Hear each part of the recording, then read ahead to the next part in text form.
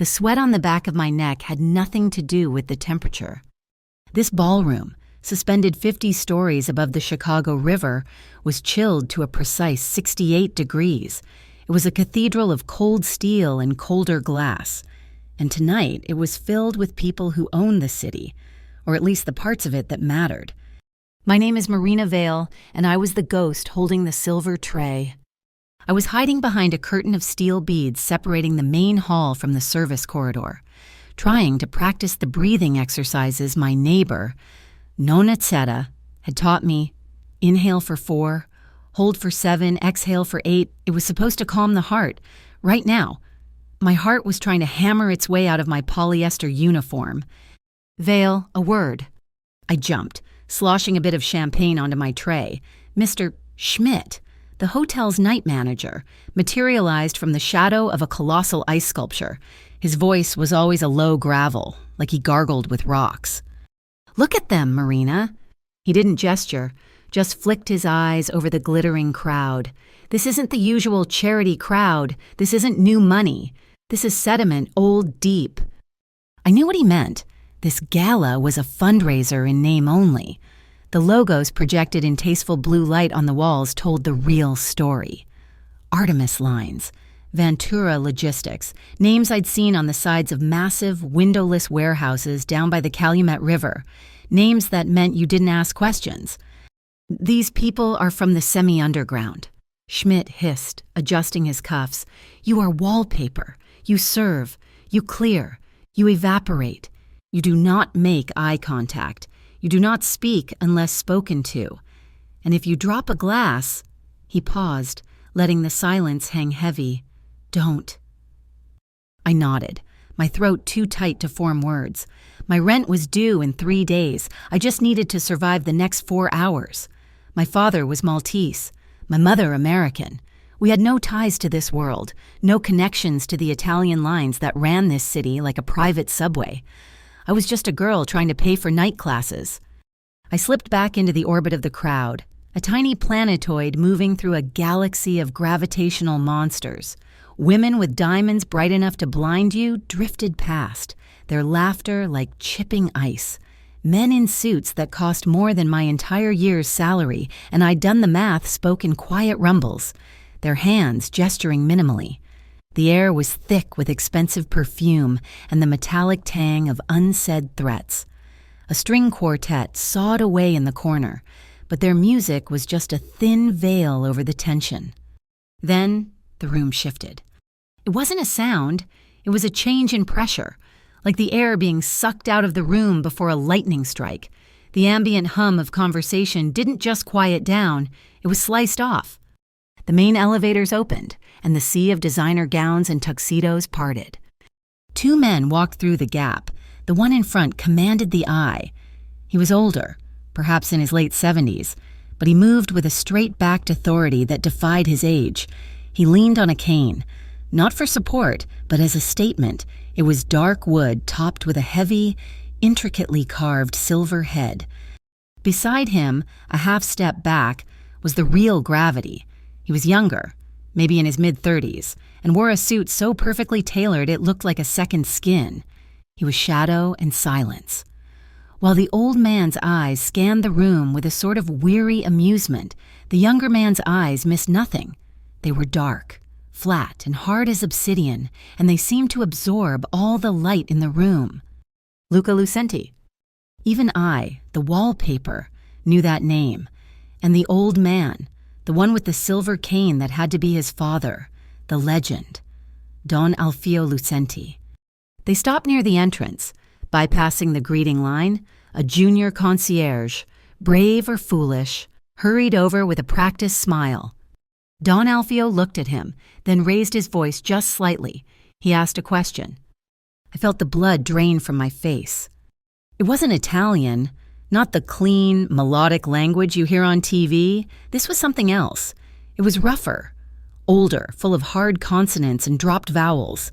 It sounded like stones rolling down a dry hillside, like the crackle of olive wood on a fire. The concierge's smile froze. He stammered. My apologies, Sir Il Bagno, the restroom. Don Alfio's expression didn't change, but a flicker of irritation crossed his features. He repeated the question, slower this time, the ancient, guttural dialect of the Sicilian highlands echoing strangely in the steel and glass room. The staff around him looked panicked, glancing at each other, their hospitality training utterly failing them. Schmidt, standing near me, began to sweat. He saw the Don's gaze sweeping the room, looking for anyone who understood. His eyes landed on our section. He pointed his cane not at me, but vaguely in my direction. "You," Schmidt hissed, giving me a shove forward. "Go, offer him a drink, smile, apologize." I stumbled, my tray rattling. I was suddenly in the open, maybe 10 feet from the most powerful man in the city. Don Alfio Lucenti looked directly at me. He was waiting. He asked the question a third time, clearly, patiently. He was asking for the terrace, for the fresh air away from all this noise. I shouldn't have known that. I had 0 Italian blood. But I'd spent hundreds of hours in Nonnacetta's apartment, listening to her talk about the village she'd left 60 years ago, a place so small it was just a dot on a map. I'd learned the rhythms, the cadence, the music of her speech as I helped her roll pasta dough. The words left my mouth before I could stop them. It wasn't my voice, it was hers. The accent was perfect, the tone rustic, the rhythm exact. I told him, in that same ancient dialect, that the terrace was to his left, past the bar, but that the wind off the river was sharp tonight and he might prefer the solarium. The room didn't just go quiet, it died. The string quartet hit a sour note and stopped, the violinist's bow hovering in midair, the clink of ice against glass, the murmur of stock tips and veiled threats, all of it vanished. 100 pairs of eyes, calculating and sharp as broken glass, snapped to me. I was no longer wallpaper. I was a target. Luca Lucenti, who had been surveying the room like a hawk, turned his head, slowly. His eyes, black as polished quartz, locked onto mine. There was no surprise in them. No anger, just a sudden, terrifyingly deep focus. It was the look of a master chess player who just saw a pawn make a move no pawn should know how to make. He knew, in that instant, that I hadn't just spoken his language. I had spoken his father's language. I had opened a door that had been locked for a very, very long time. My entire body went numb. I felt the tray slipping from my sweat-slicked fingers. Then, Don Alfio did something that shattered the tension. He laughed. It was a hoarse, rattling sound, like dry leaves scraping pavement. He beamed at me, a genuine, 1,000-watt smile that lit up his weathered face. "Figia mia," he said, his voice warm. He switched to heavily accented English. "The pure island tongue. Where did a little bird like you learn such things?" He tapped his cane twice on the marble and gestured for me to come closer. I was frozen. I couldn't move. Schmidt, his face pale as lard, suddenly lunged forward and gripped my elbow. "Miss Vale, your station." "I apologize. Don Lucenti, she is—" He never finished. Luca Lucenti moved so fast I barely saw him. He didn't shove Schmidt, he simply displaced him. One moment Schmidt was holding my arm, the next he was 2 feet away, staggering to regain his balance, blocked by Luca's implacable shoulder. Luca turned to me. He said nothing, but his presence was a physical weight. He reached out and, with impossible gentleness, lifted the silver tray from my trembling hands. His fingers brushed mine. They were ice cold. He set the tray on a passing cart and looked down at me. His voice was a low murmur, meant only for me, but it carried the finality of a closing vault. "From now on, you're a guest." The ripple went through the room. I heard a collective, scandalized intake of breath from a group of women draped in diamonds. Their glares were acidic. Across the room, I saw several men in the crowd, men who wore their suits a little less comfortably. Men with the unmistakable bulk of soldiers exchanged subtle, quick nods. Tattoos snaked from under the cuffs of a man from the Marzano crew. A rival outfit. They were watching. Everyone was watching. My legs felt like water. I wanted to run, to apologize, to evaporate just as Schmidt had ordered. But then I looked past Luca, at the old Don. He was still smiling at me, and in his eyes, beneath the power and the history, there was a warmth that felt like home. It felt like Nonna Chetta's kitchen. It wasn't kindness. Not really. It was recognition. And it stopped me from running. I took a shaky breath and squared my shoulders. Don Alfio offered me his arm, the one without the cane. "A greeting can save a life, child," he said, his voice soft now. I slipped my hand into the crook of his elbow. He patted it, and then he began to walk, leading me straight into the heart of the crowd. The press, a small bank of photographers near the entrance, had been flashing away, but as we moved, a single entity parting the sea of power. They lowered their cameras, as if a single hand had thrown a switch. Every flash went dark. They watched us in absolute silence. All I could hear was the click of my own cheap shoes on the marble floor and the steady, rhythmic tap-tap-tap of Don Alfio Lucenti's silver cane. The walk to the VIP table was the longest 20 yards of my life. I was still clutching Don Alfio's arm, my cheap polyester sleeve brushing against the sleeve of a suit that probably cost $20,000. Every person we passed, women who looked like runway models. Men with faces like retired boxers stopped their conversations cold to watch us. The VIP table wasn't just a table, it was an island. It was set on a slightly raised platform, draped in the same pristine white linen as the others. But the air around it was 10 degrees colder. Luca was already there, standing behind a chair, his face an impassive mask. He had moved like a shadow, arriving before us. Don Alfio gestured, and I sank into the chair Luca held. A waitress in my own uniform, a girl named Sarah I'd shared a locker with, stared at me with wide, terrified eyes as she hurried past. Don Alfio, Mr. Lucenti. A voice like dry paper greeted them. A man in an expensive but deliberately unremarkable suit nodded to them. He hadn't been introduced, but he carried the air of someone who didn't need to be. He was flanked by two others, their faces scrubbed clean of all personality. "This is the Midwest Harbor Integrity Council," Luca said, his voice low and flat as he took the seat to my right. "They make sure the lake stays clean." I knew what that meant. The MHIC wasn't police. The police had rules and budgets. The MHIC had influence. They were the gatekeepers for Artemis Lines and Ventura Logistics, and judging by the man's empty eyes, clean was a very flexible term. The table was a study in controlled tension. Don Alfio sat at the head, Luca at his right, and me, the impossible variable, at his left, Giada Lynx. The woman I'd later learn was the opportunistic shark from Ventura, sat opposite, watching. A woman next to the MHIC man, dripping in emeralds, gave me a thin smile. "What an unusual skill. Miss Vale, do you cook? Dear, is that how you learned?" Her tone was dismissive, an attempt to put me back in the box of domestic help. My hands were shaking under the table. I was just a waitress, but the question she asked about cooking, Nonna Chetta's voice echoed in my head. Yes," I stammered. "Nonna Chetta, the woman who taught me. She says you can't trust the language if you don't trust the food." I took a nervous sip of water. She always said that the way most people make caponata here is all wrong. Too sweet. She said you have to use the bitter chocolate, just a shaving, and the old vinegar. It's supposed to argue with itself. That's the point. I clamped my mouth shut, horrified. I was rambling. The emerald woman's smile faltered. Don Alfio, however, looked delighted. "She speaks of the agrodolce," he said to the table, as if I'd just solved a complex equation. The bitter-sweet, she understands. The table talk resumed, a clipped, coded language of its own. They spoke of shipping integrity, container percentages, and scheduling. It was a game of Go. Each statement a carefully placed stone.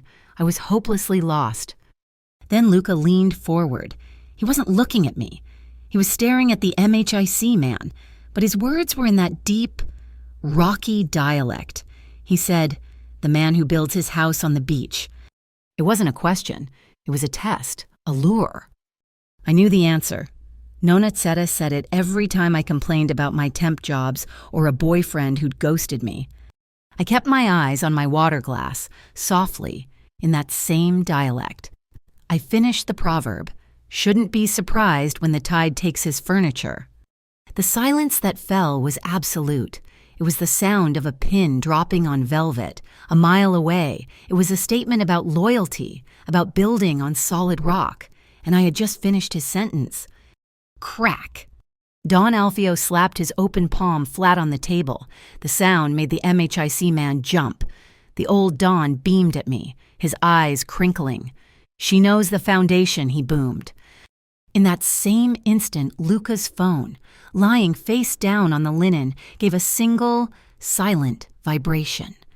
He didn't move for a second. Then, slowly, he turned it over. I was sitting opposite and slightly to his side. I couldn't see the screen, but I saw him. His eyes didn't widen, they didn't narrow, they just hardened. All the light went out of them.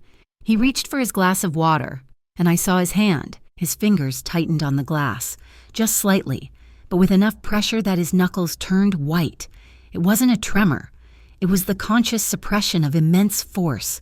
The message was bad. A new voice, smooth as brushed steel, cut through the quiet. Miss Vale, that was truly fascinating. I looked up. It was Giada Lynx, the woman from Ventura. She was watching me with an unnerving, predatory curiosity. As if I were a new species, she was deciding whether to hunt or to tag. "My name is Giada Lynx," she said, her smile not reaching her eyes. "We at Ventura Logistics are always searching for cultural liaisons, people who understand the nuances of the old ways.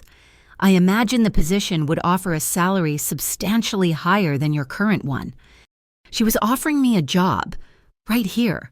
She was trying to poach me from the Lucentis before I even knew what I was.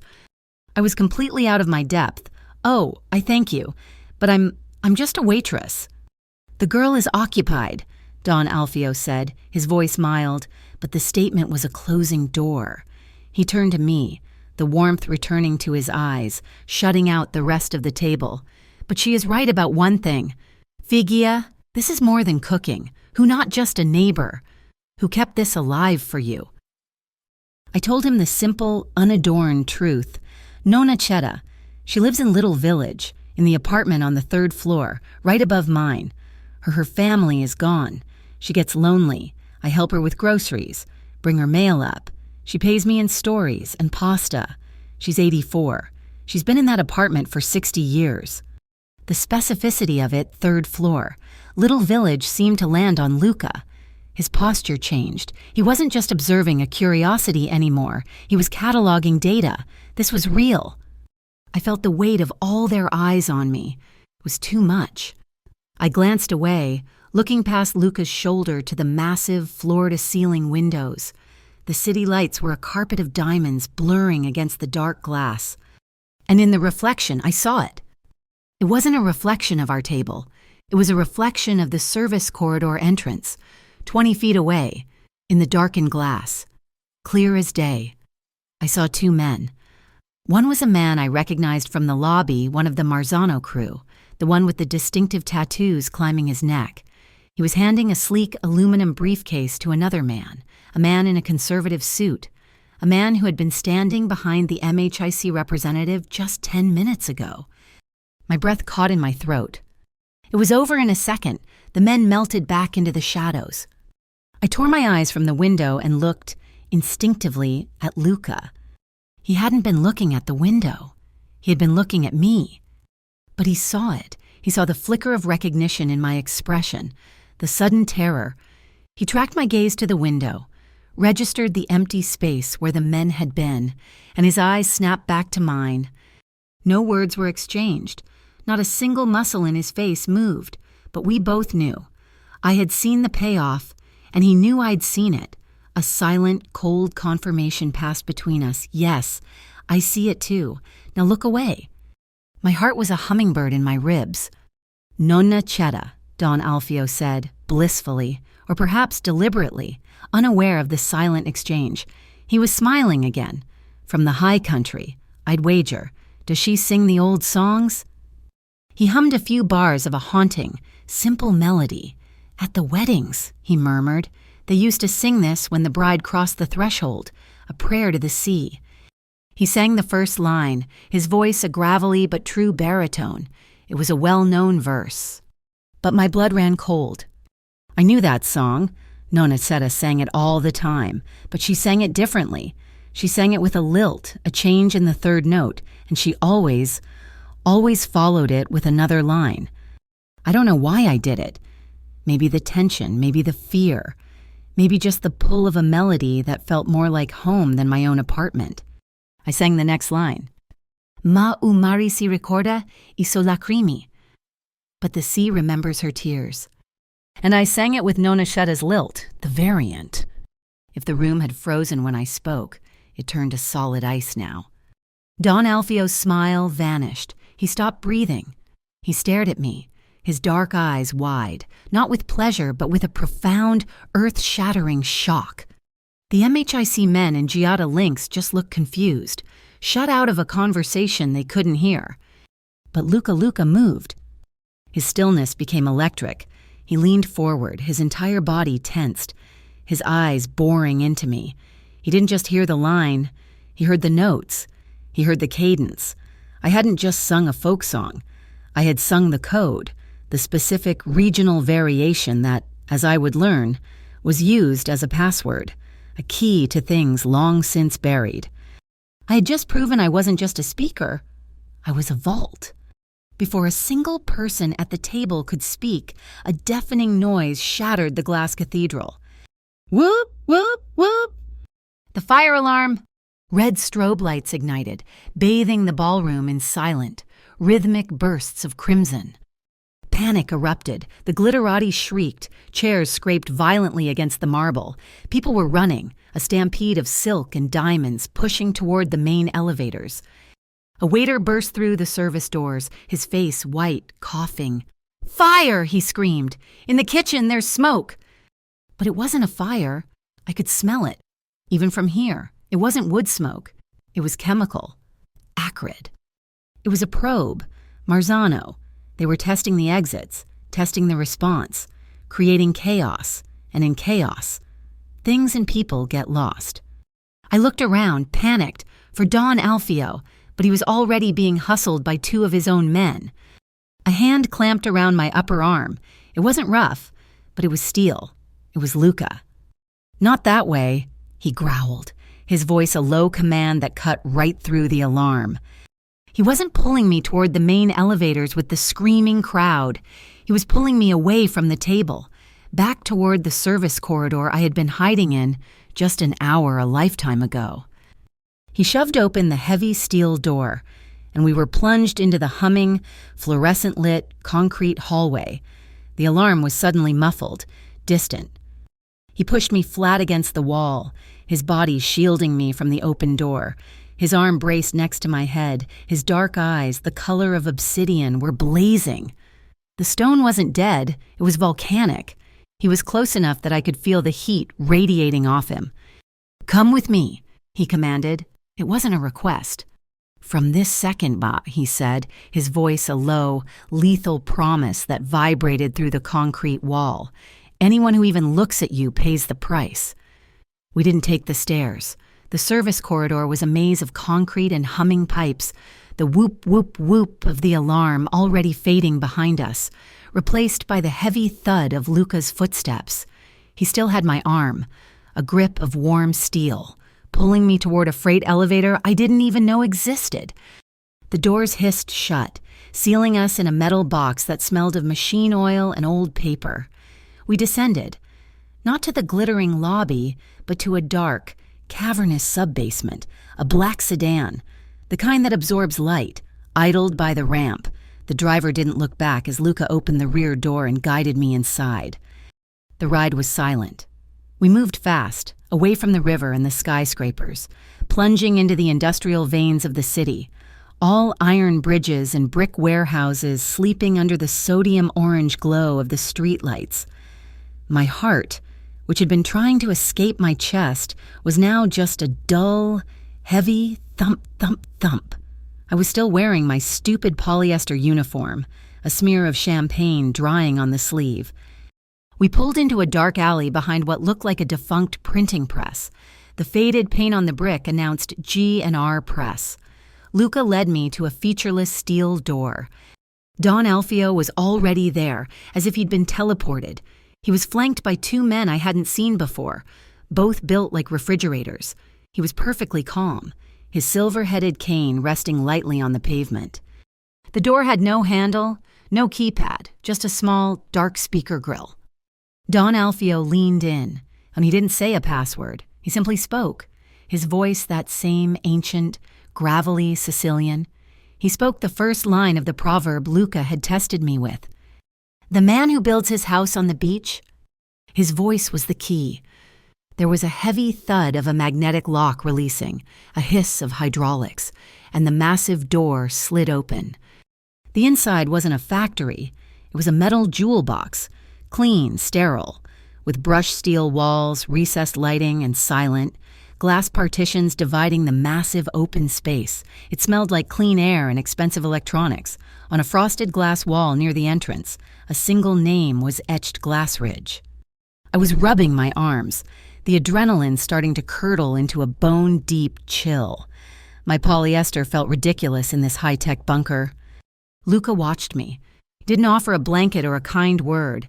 He walked to a gleaming, complicated espresso machine built into one wall and began to work. The hiss of the steam wand, the sharp thump as he packed the grounds, they were the first normal sounds I'd heard in what felt like a year. He held out a tiny, heavy porcelain cup. My hand was trembling so hard I almost spilled the dark liquid. I saw his eyes flick to my hand, then back to my face. I forced myself to steady my grip, to take the cup without rattling it against the saucer. I met his gaze. His eyes, that dark, polished quartz, didn't soften, but they registered it. The forced calm, the fact that I wasn't weeping or screaming. He noticed I wasn't falling apart. "This is my team," Luca said, his voice low. He gestured to a woman standing by a bank of servers. She was lean, with short, practical dark hair, and wore cargo pants and a simple black sweater. She looked like she could run a marathon and then break your neck, all before breakfast. She didn't smile.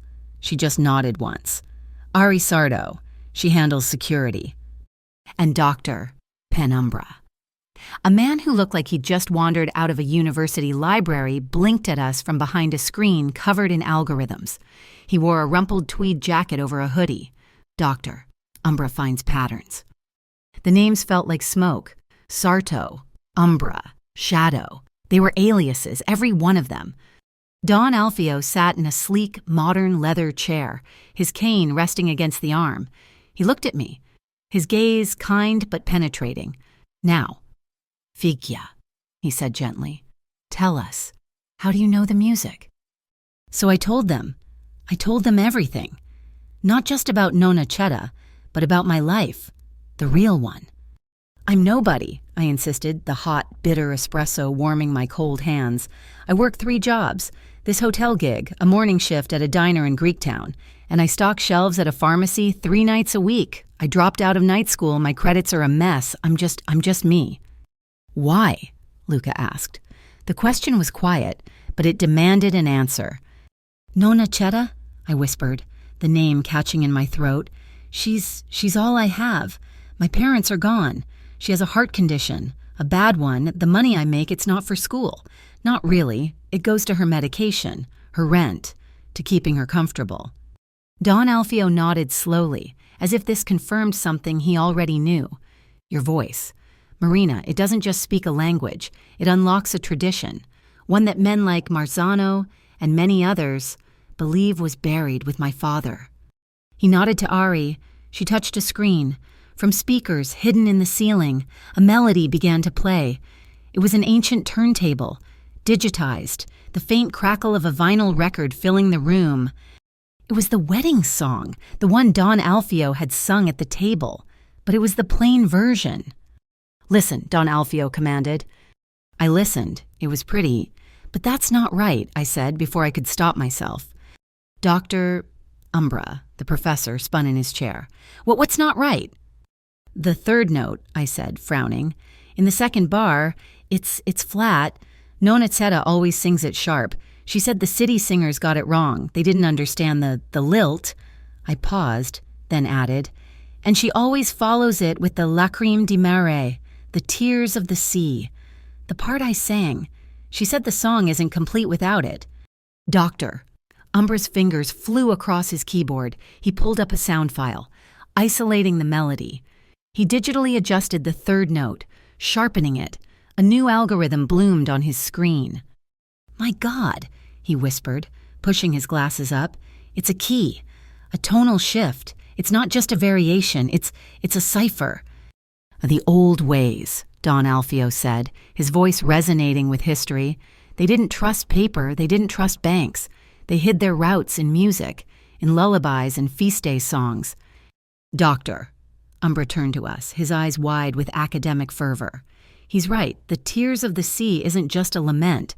The cadence, the melodic intervals, they match old maritime coordinates, hidden ports, secret routes along the Great Lakes, used by the first immigrants to bring their families over. He looked at Luca. These aren't just harbors. Luca, they're off the books, completely invisible. Our shipping routes, Luca stated, the pieces clicking into place. Artemis lines, we've been trying to legitimize those old routes for 5 years, but the original ledgers, the paper maps we thought they were lost in the fire in 1972.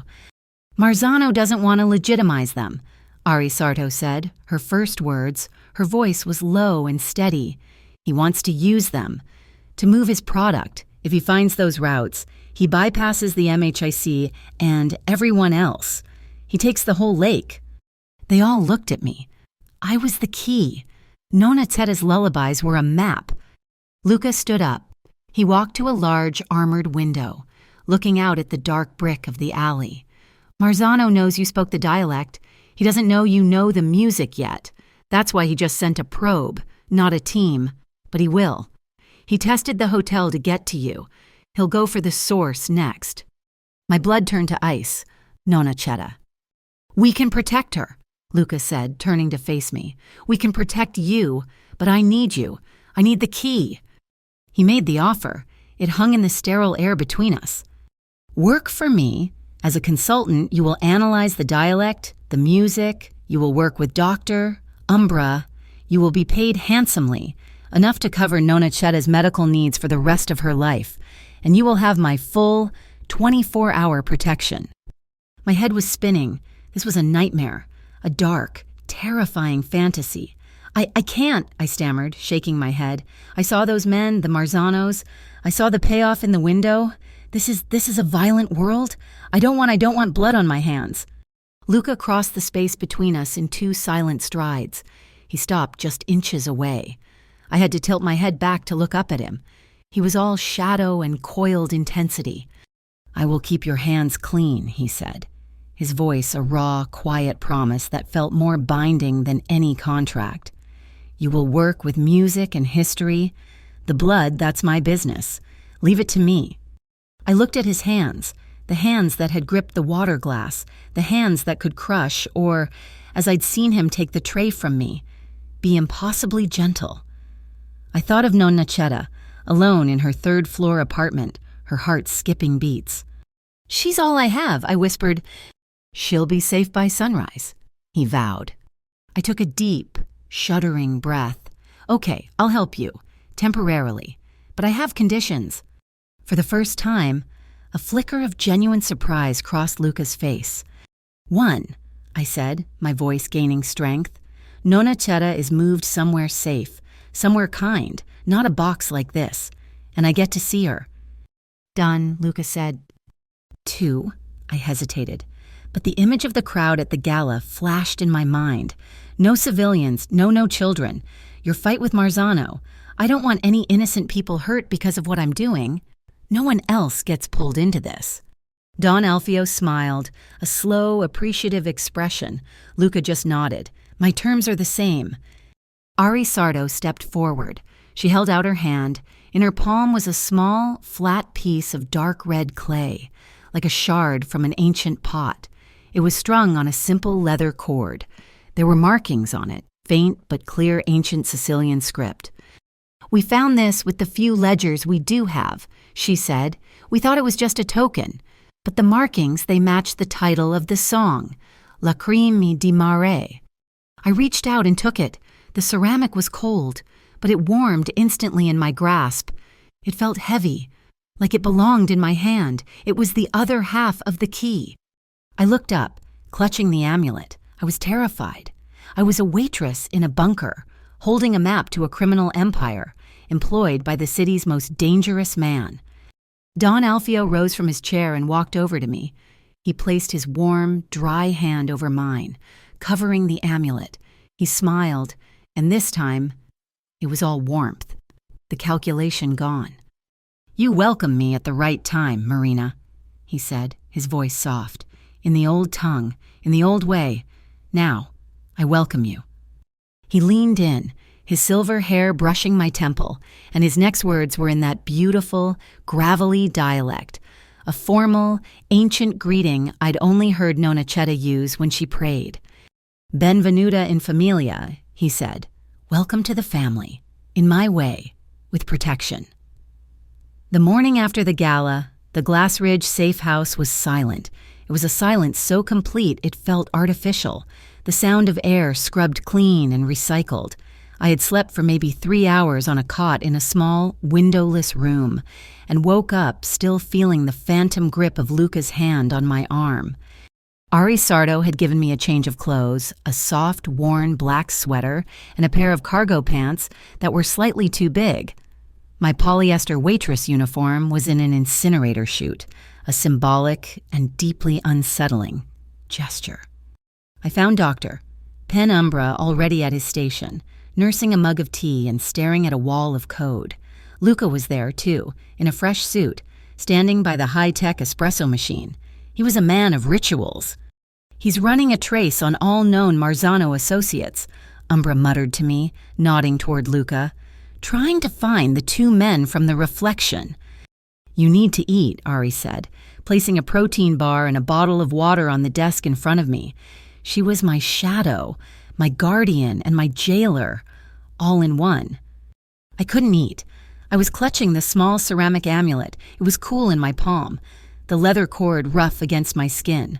I was a consultant. The word felt like a lie. I was a prisoner with a paycheck. I was trying to help Dr. Umbra cross-referenced the Lacrime di Mare melody with property records when my phone buzzed on the table. My personal phone, the one I'd had in my pocket. Ari had scanned it and given it back, deeming it clean. It was a text from an unknown number. I opened it. The protein bar turned to ash in my mouth. It was a picture of Nonna Chetta. She was at the street market in Little Village, the one she loved. She was holding a bright red tomato. Her face crinkled in a smile as she argued with the vendor. It was her, alive, happy. And it had been taken from across the street. With a telephoto lens, the edge of the frame was blurred, the focus tight on her, isolating her. I didn't scream. I didn't drop the phone. I just stopped breathing. All the air left the room. Luca was across the room, speaking in low tones on his own phone, but he saw it. He had a predator's sense for a change in the atmosphere. He saw the color drain from my face. He was beside me in 2 silent strides. He didn't ask. He just gently took the phone from my frozen hand.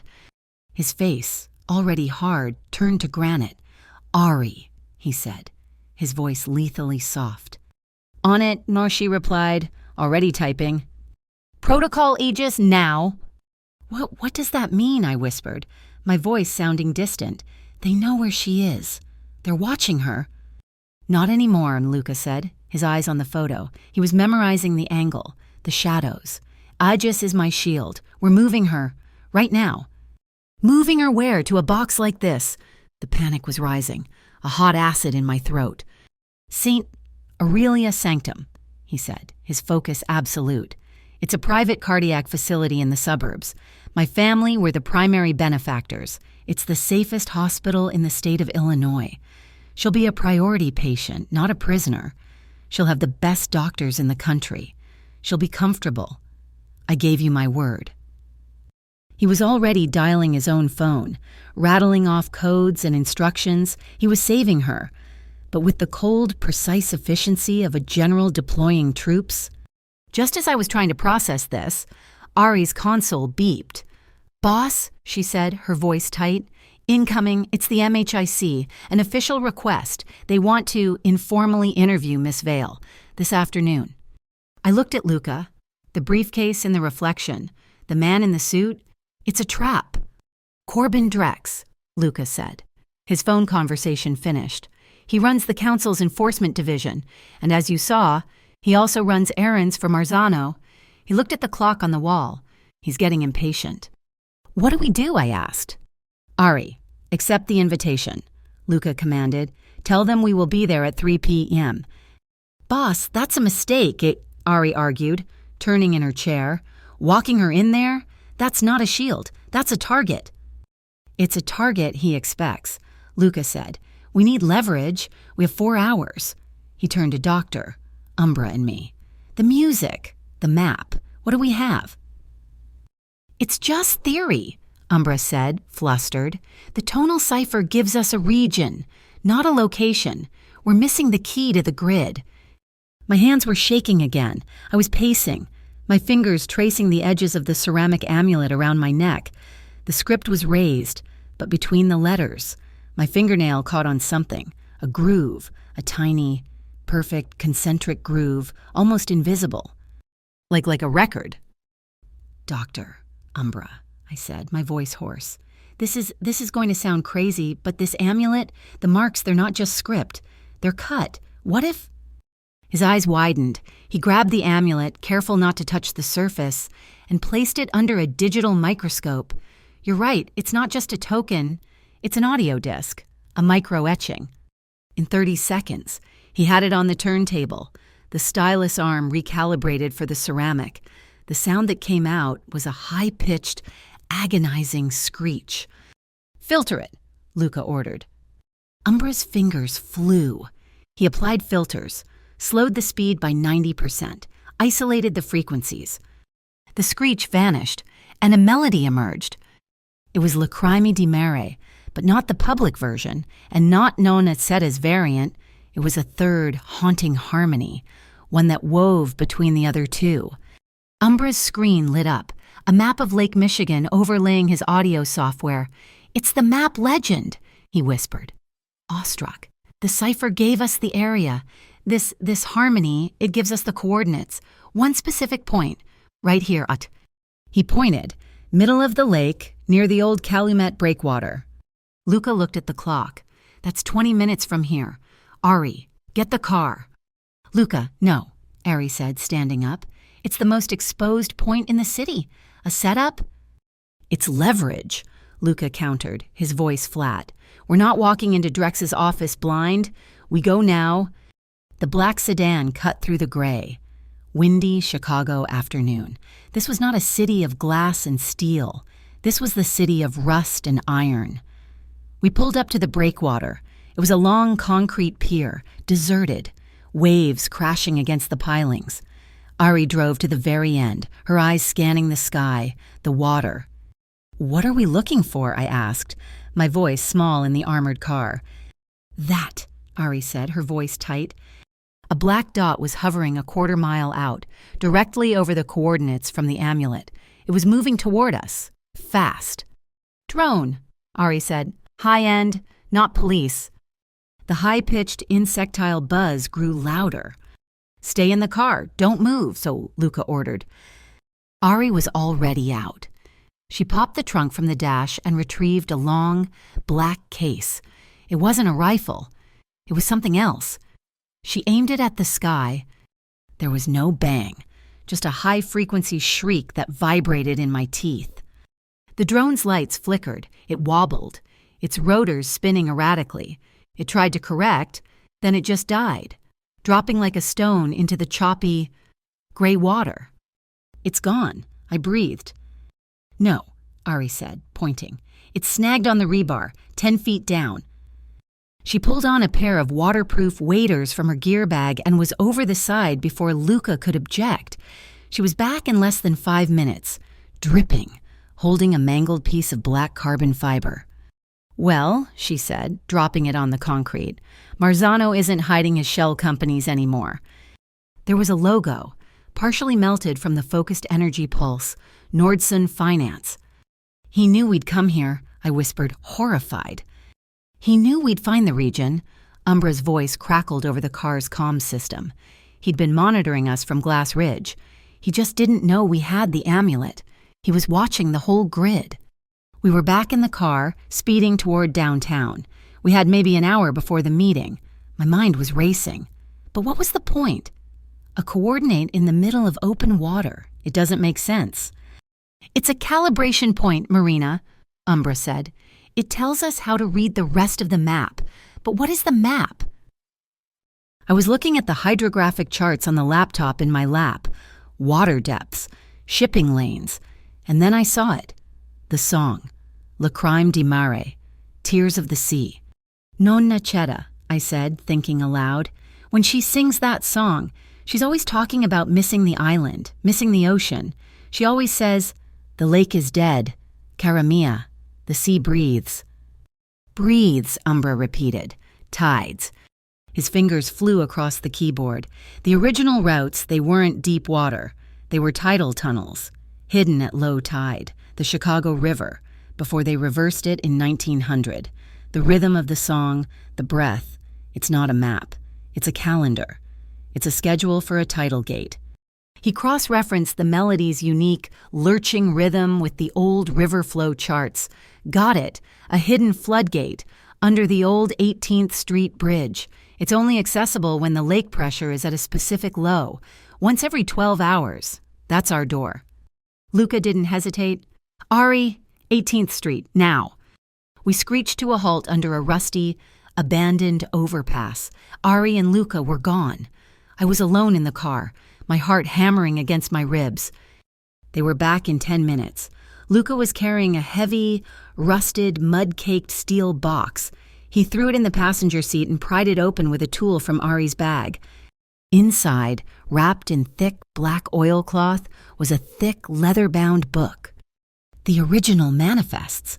Luca breathed, his voice rough with something I'd never heard before. Awe. The blue route. It's all here. Every crate, every name. From 1890. He pulled out his phone. He took rapid, high-definition photographs of every single page. This proves the routes were legitimate trade routes. They were never illegal. They were just forgotten. He typed a name into his encrypted messenger and sent the files. Celine Coy, my lawyer. She's pragmatic. She can use this. She can have the routes legitimized, public, by tomorrow. He was cutting Marzano off. He was taking the shadows and flooding them with light. We were speeding toward the MHIC tower, my interview. Luca's burner phone rang. It was Aries. "Boss, change of plans," she said. Her voice clipped. She was driving, but she was monitoring something else. "Drex isn't at the MHIC office. He's at the courthouse. He just filed a warrant. Material witness protection. He's not interviewing you. Marina, he's seizing you." Luca's face was stone. He's not taking her into MHIC custody. He's taking her into his custody. He'll make her disappear. This is Marzano's move. The interview was just to get you out of my protection. He looked at me, his dark eyes holding mine. "I can get you out of the city. Right now. We can be in Wisconsin in an hour. Ari can handle Drex." I thought of Nonachetta, safe in St. Aurelia. I thought of the drone. I thought of the ledger. "No, he'll just find another way. He'll win. You said you'd keep my hands clean. Let's go see Mr. Drex. But we do it your way." A flicker of something respect passed through his eyes. He nodded. "Once. My way it is." He didn't drive to the courthouse. He drove straight to the MHIC tower, the Shark's Den. He parked in the reserved spot right by the front door. He walked me into the main lobby, in front of 50 employees and a dozen security cameras. We were shown to a glass-walled interview room on the top floor. Corbin Drex was waiting, and he was furious.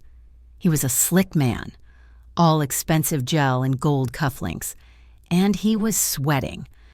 "This was highly irregular. Lucenti," Drex snapped. She was supposed to be brought to the courthouse. I'm protecting my consultant, Luca said. He and Ari stood outside the open door, visible to the entire office. You can talk to her, but my team stays. Drex stormed into the room and slammed the door, shutting us in. Miss Vale, we have reason to believe you are in grave danger, he started, reading from a script. You are being held by the Lucenti organization against your will. I just looked at him. I looked at his sweaty face, his shifty eyes. I thought of the briefcase in the reflection. I know what I saw. Mr. Drex, I said quietly, at the gala. His face went white. He leaned in, hissing, You don't know anything, you little... You're going to sign this protection order. You're coming with me, now. He was close. Too close. I leaned into the microphone on the table, the one recording our interview, and I spoke. But not in English. I spoke in Nonazetta's dialect. It wasn't a greeting. It wasn't a song. It was the malocchio, the ill wish. May your bread be stale and your water be sand, I said, my voice low and steady, filled with all the cold fury I didn't know I possessed. May the fish you catch have empty eyes. May the salt on your table turn to glass. Drex recoiled, his face a mask of confusion and superstitious fear. He didn't understand the words, but he understood the tone. It was ancient, vicious. And in the observation room, through the one-way mirror, a hidden microphone picked up every word. Don Alfio, sitting in the dark, heard it, and he let out a short, barking laugh of pure, unadulterated delight. Drex heard the laugh echo from the speaker on the wall. He panicked. He knew he was being watched. He knew he'd been recorded. Turn that off. Who's in there? This is a secure interview.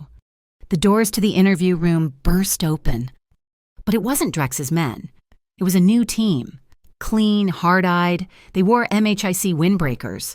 But with a different insignia, they were led by a woman with icy blue eyes and a no-nonsense bun.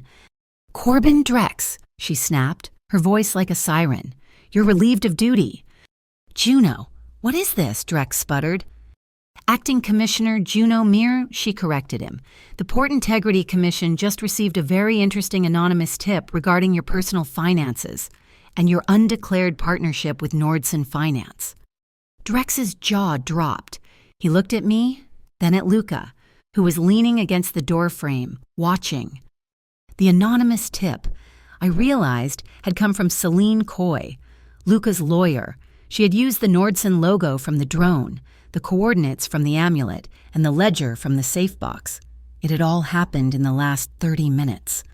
Drex had walked into a trap, our trap. Juno Meyer looked at me. Miss Vale, my apologies. Your invitation seems to have been misplaced. You're free to go.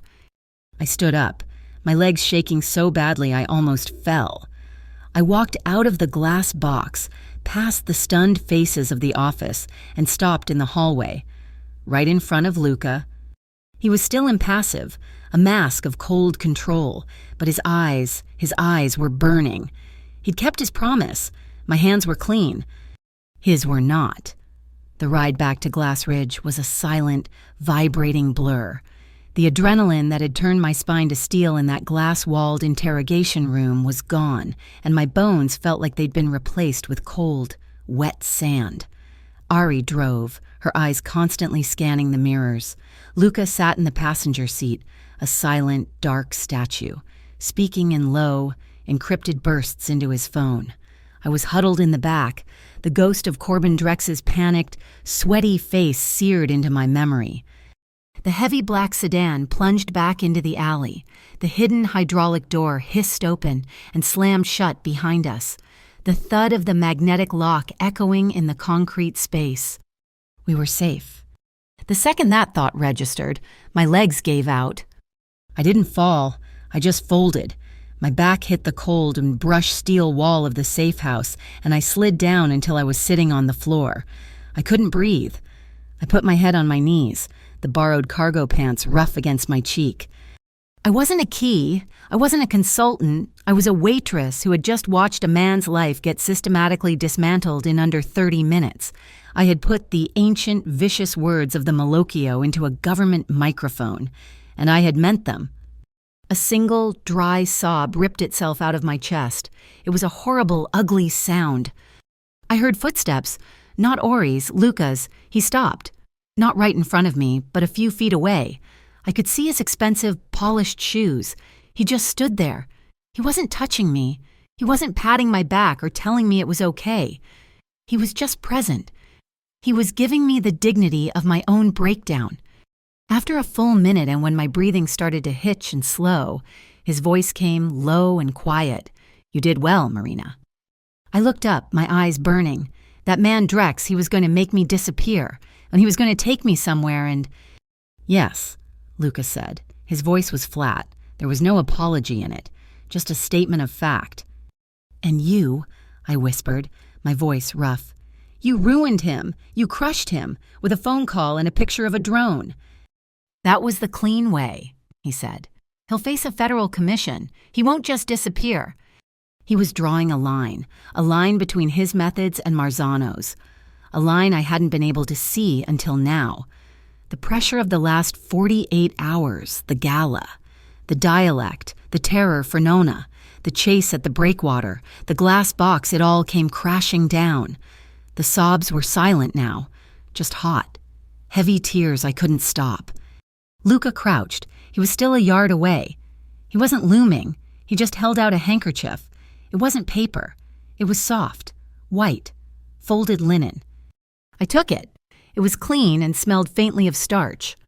"Why are you like this?" I finally managed to ask, wiping my face. "Why are you being decent?" He stayed where he was, balanced on his heels. For the first time, I saw that the mask was gone. He just looked tired, a deep, structural weariness that had nothing to do with lack of sleep. "Because you're the first person in maybe 15 years who has spoken the unvarnished truth to my face," he said, his voice quiet, stripped of its command. I sniffed, frowning. "I don't understand." "The name," he said, gesturing vaguely. "Lucenti. It's not a name. It's a wall. People don't talk to me. They talk to the name. They tell me what they think I want to hear. They tell me what they're supposed to. They're afraid of me, or they want something from me. Usually both." He finally sat on the floor, leaning his back against the opposite wall, his legs stretched out. "It's isolating. But you..." "I'm terrified of you, Luca," I admitted, my voice trembling. "You are," he conceded, a faint shadow of a smile touching his lips. "But you still made conditions. You still told a corrupt commissioner to go to hell in a dead language. The fear doesn't manage you. It just is." He stood up, all grace and coiled energy, and walked to his machine, the familiar hiss of steam, the sharp thump of the portafilter, the ritual. He brought the small, heavy cup over to me. "Drink this," he said. My hands were steadier now. I took the cup. The breakdown had cleared my head, scraped the adrenaline away. I took a sip, expecting the bitter comfort. This time I just tasted it, and it was awful. It was burned, all force, no finesse. A small, hysterical giggle bubbled in my chest. I looked at him, standing over me like a hawk. "You wanted the truth, right?" He nodded, wary. "This espresso," I said, taking another tiny sip to confirm. It's a bit bad. It's really bad, actually." He froze. His entire body went rigid. He looked at the cup, then at my face. He was searching for the joke, for the angle. He found none. And then a sound came out of him that I had never heard before. It wasn't a chuckle. It was a short, sharp, genuine laugh. It was rusty, like a hinge that hadn't been used in a decade. It surprised him as much as it surprised me. "My father," he said, the smile lingering, making him look years younger, "says the exact same thing. He says I have no subtlety." "He's not wrong," I murmured into the cup, and suddenly the vast, cold, steel room felt a few degrees warmer. The main door hissed open, and Don Alfio walked in. He must have been listening to the whole exchange from the observation room. He ignored Luca completely and walked straight to me. His eyes were bright, filled with a fierce, burning pride. "You spoke the Malocchio in a glass house," he said, his voice thick with emotion. "You, a girl with no island blood. You reminded them of the old salt, the old rules." He reached into his vest pocket, passed the chain of his pocket watch, and pulled something out. It was a string of beads, not glittering diamonds, but simple, dark, polished wood, worn smooth with time. A small, carved silver medal, tarnished with age, hung from it.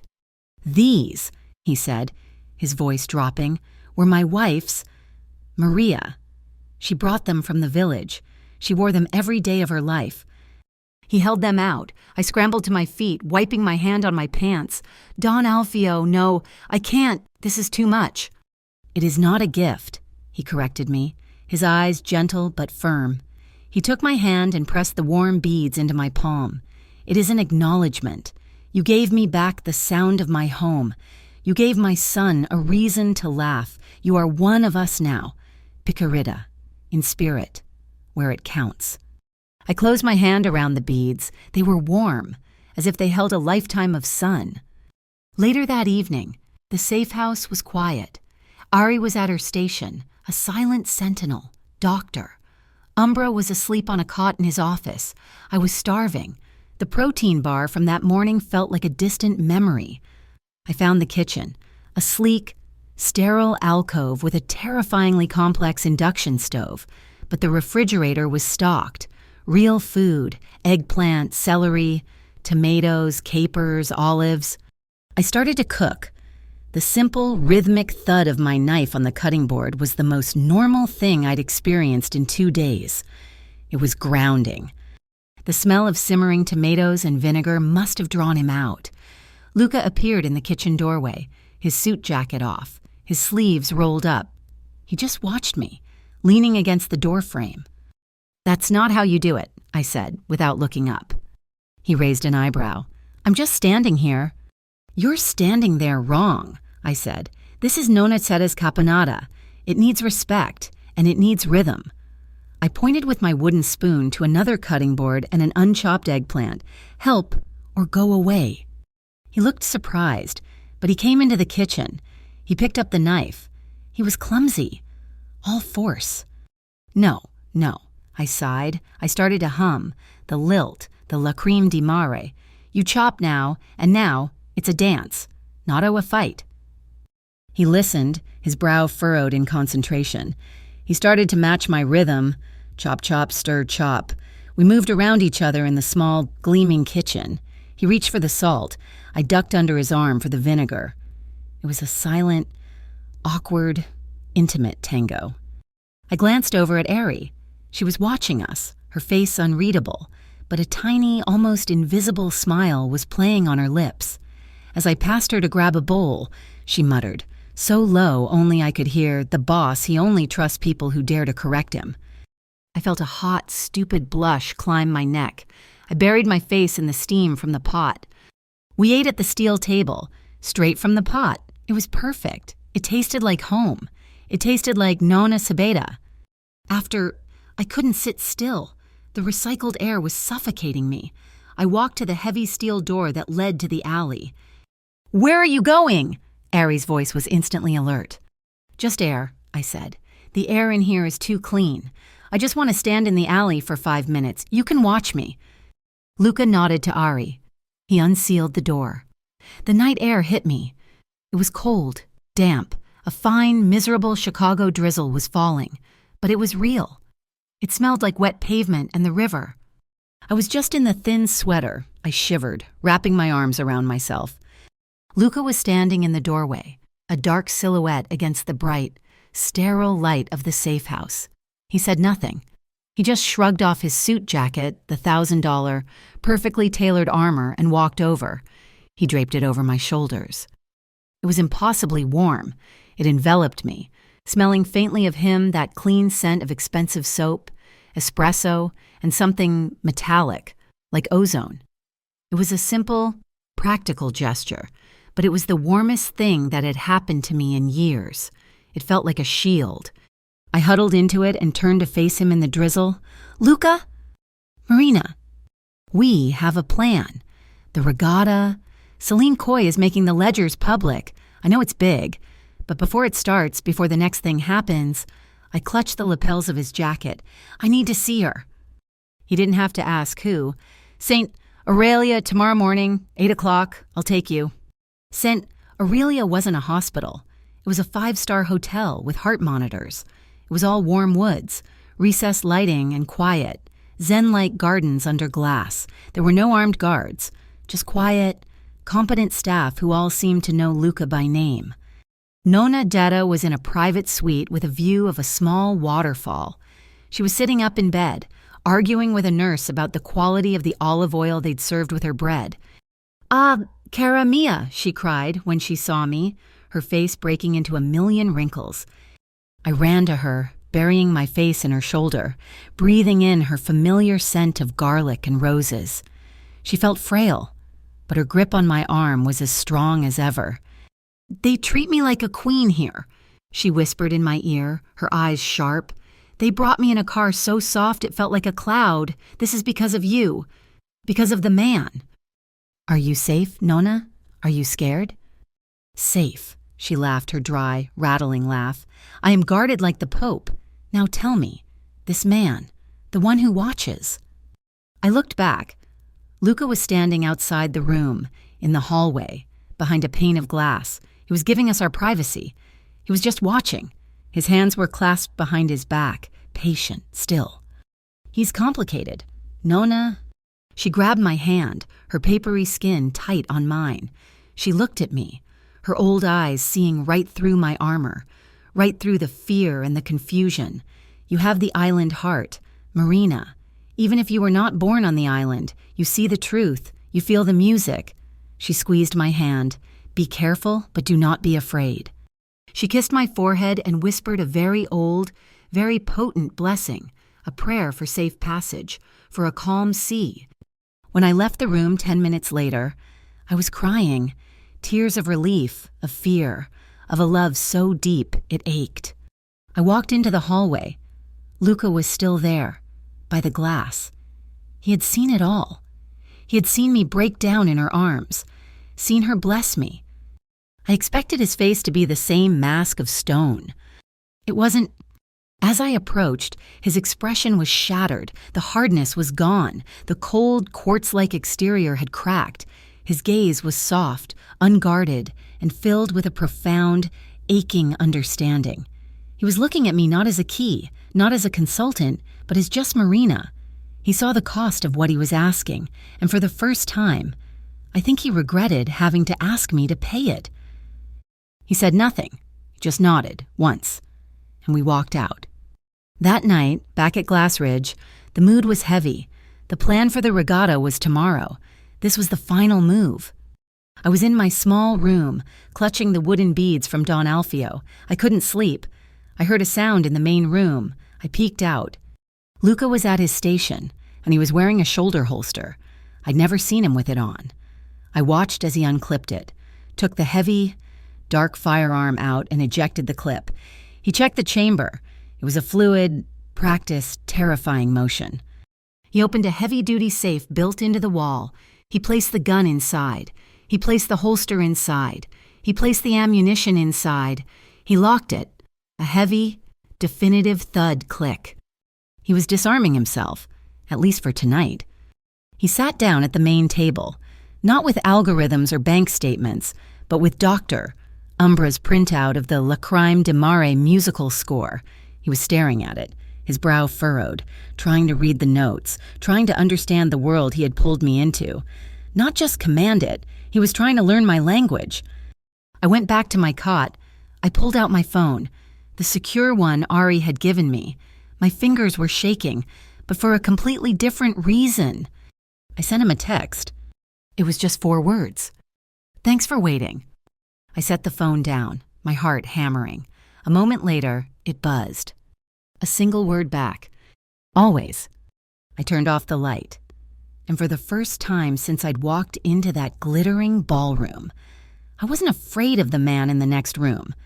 The Lake Michigan Regatta was the opposite of the Glass Ridge safe house. Where Glass Ridge was cold, silent, and steel, the regatta was a riot of noise, color and blinding sunlight. Hundreds of sailboats, their white sails flashing, dotted the bright blue water.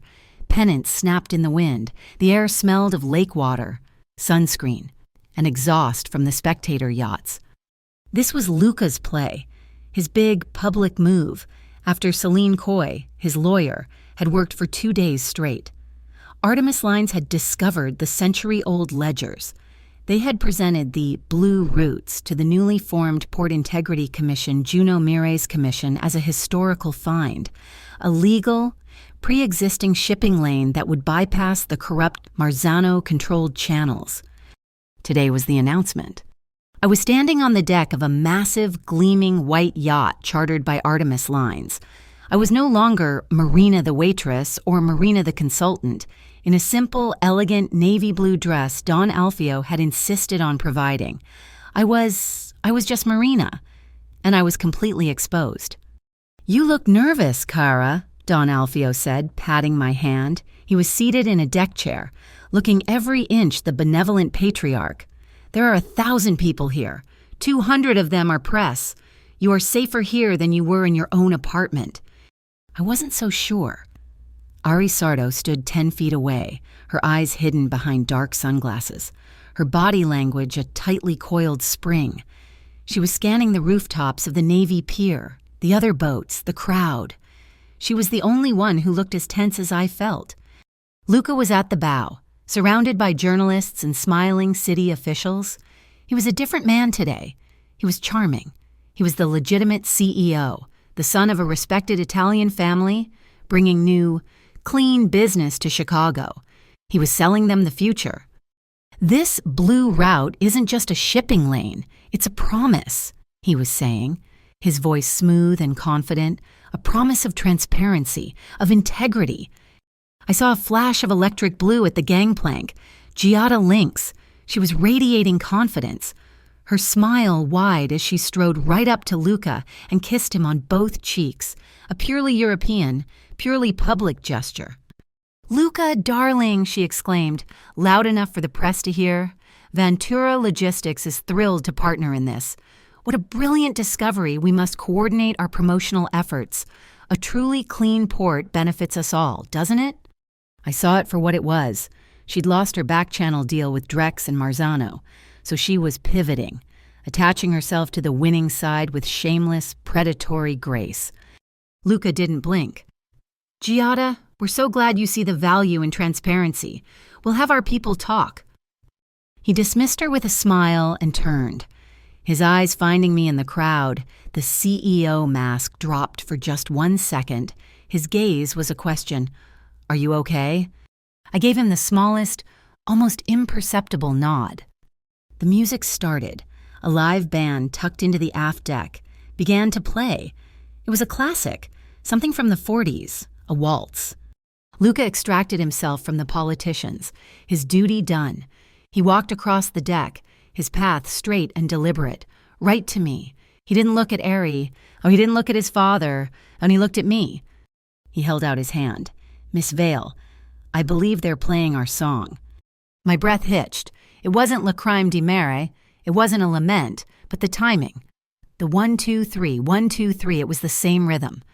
I placed my hand in his. His grip was warm and solid. He led me onto the small wooden dance floor set up on the deck. One hand held mine, the other settled on the small of my back. It was a proper, respectful distance, but I could feel the heat of his palm through the thin fabric of the dress. We began to move. We weren't just dancing. We were communicating. This was the first time we had touched, truly touched, since the night in the kitchen, since the morning at the hospital. This was a statement. In front of the press, the politicians, the sharks like Giada Lynx, and the hidden eyes of Marzano's men. He was claiming me. He was showing the world that I was under his protection. The outline was right. Words were few. Eyes were many. He was a beautiful dancer, not showy, just precise. He led with an effortless, coiled strength. I had been so wrong about him. He wasn't all force. He had learned subtlety. I followed his lead, our steps matching the beat. 1, 2, 3. Chop, chop, stir. The rhythm from the kitchen. 1, 2, 3. The lilt from the lacrime melody. He looked down at me, his dark quartz eyes unreadable in the bright sunlight. You're a natural, Marina. I just follow your lead, I whispered, my voice tight. No, he murmured, his voice so low it was just a vibration against my hand. You never have. That's why you're still here. We circled the small floor, a perfect silent partnership. For just a moment, there was no Marzano, there was no safe house. There was just the sun, the music, and the solid, safe frame of the man holding me. I saw Ari over his shoulder. She was still scanning, still tense. Then she wasn't tense. She was moving. Her sunglasses were gone. Her eyes were fixed on a building on the pier, a half-mile away, the old Ferris wheel pavilion. Boss! Her voice was a sharp, clean crack, not a yell. She was running at us. Marina, down! She wasn't grabbing me. She was lunging, aiming to shove me. But Luca was faster. He had seen her eyes. He had seen the shift. He didn't wait to find the threat. He became the shield.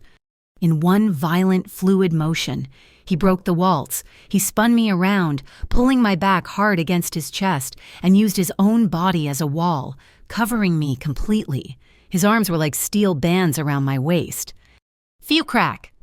The sound was sharp, a supersonic snap followed by the thwack of splintering wood. I screamed, the crowd screamed. A hole, the size of a quarter, had appeared in the main mast of the yacht, not 10 feet from where we had been dancing. Splinters of polished mahogany rained down on the deck. The sniper's bullet. Luca didn't release me. He dragged me backward, pulling us both behind the solid steel bulk of the bar. Ari, get him! He roared. His voice no longer the smooth CEO. It was the general, the animal. Ari already had her weapon out, not a pistol, but her energy device pointing it not at the building, but at the sky. A drone. She was looking for the spotter. Security, Luca's men swarmed the deck, creating a moving wall of dark suits, pushing the panicked guests toward the cabins. Get below, everyone below deck, now. Don Alfio was not moving. He was standing by his chair, his face a mask of cold, ancient fury. He wasn't looking for cover. He was staring toward the pier. One of his men, frantic, tried to pull him toward the stairs. Don Alfio shook him off. He walked to the band's abandoned microphone. He picked it up. The thump of the live mic echoed across the water. He didn't shout. His voice, amplified, cut through the screams. It was not English. It was the dialect. He spoke the old sea oath. You, who hide in the rocks, he boomed, his voice like rolling thunder. You have shed metal on the water. You have threatened a guest under my flag. You owe a debt to the sea.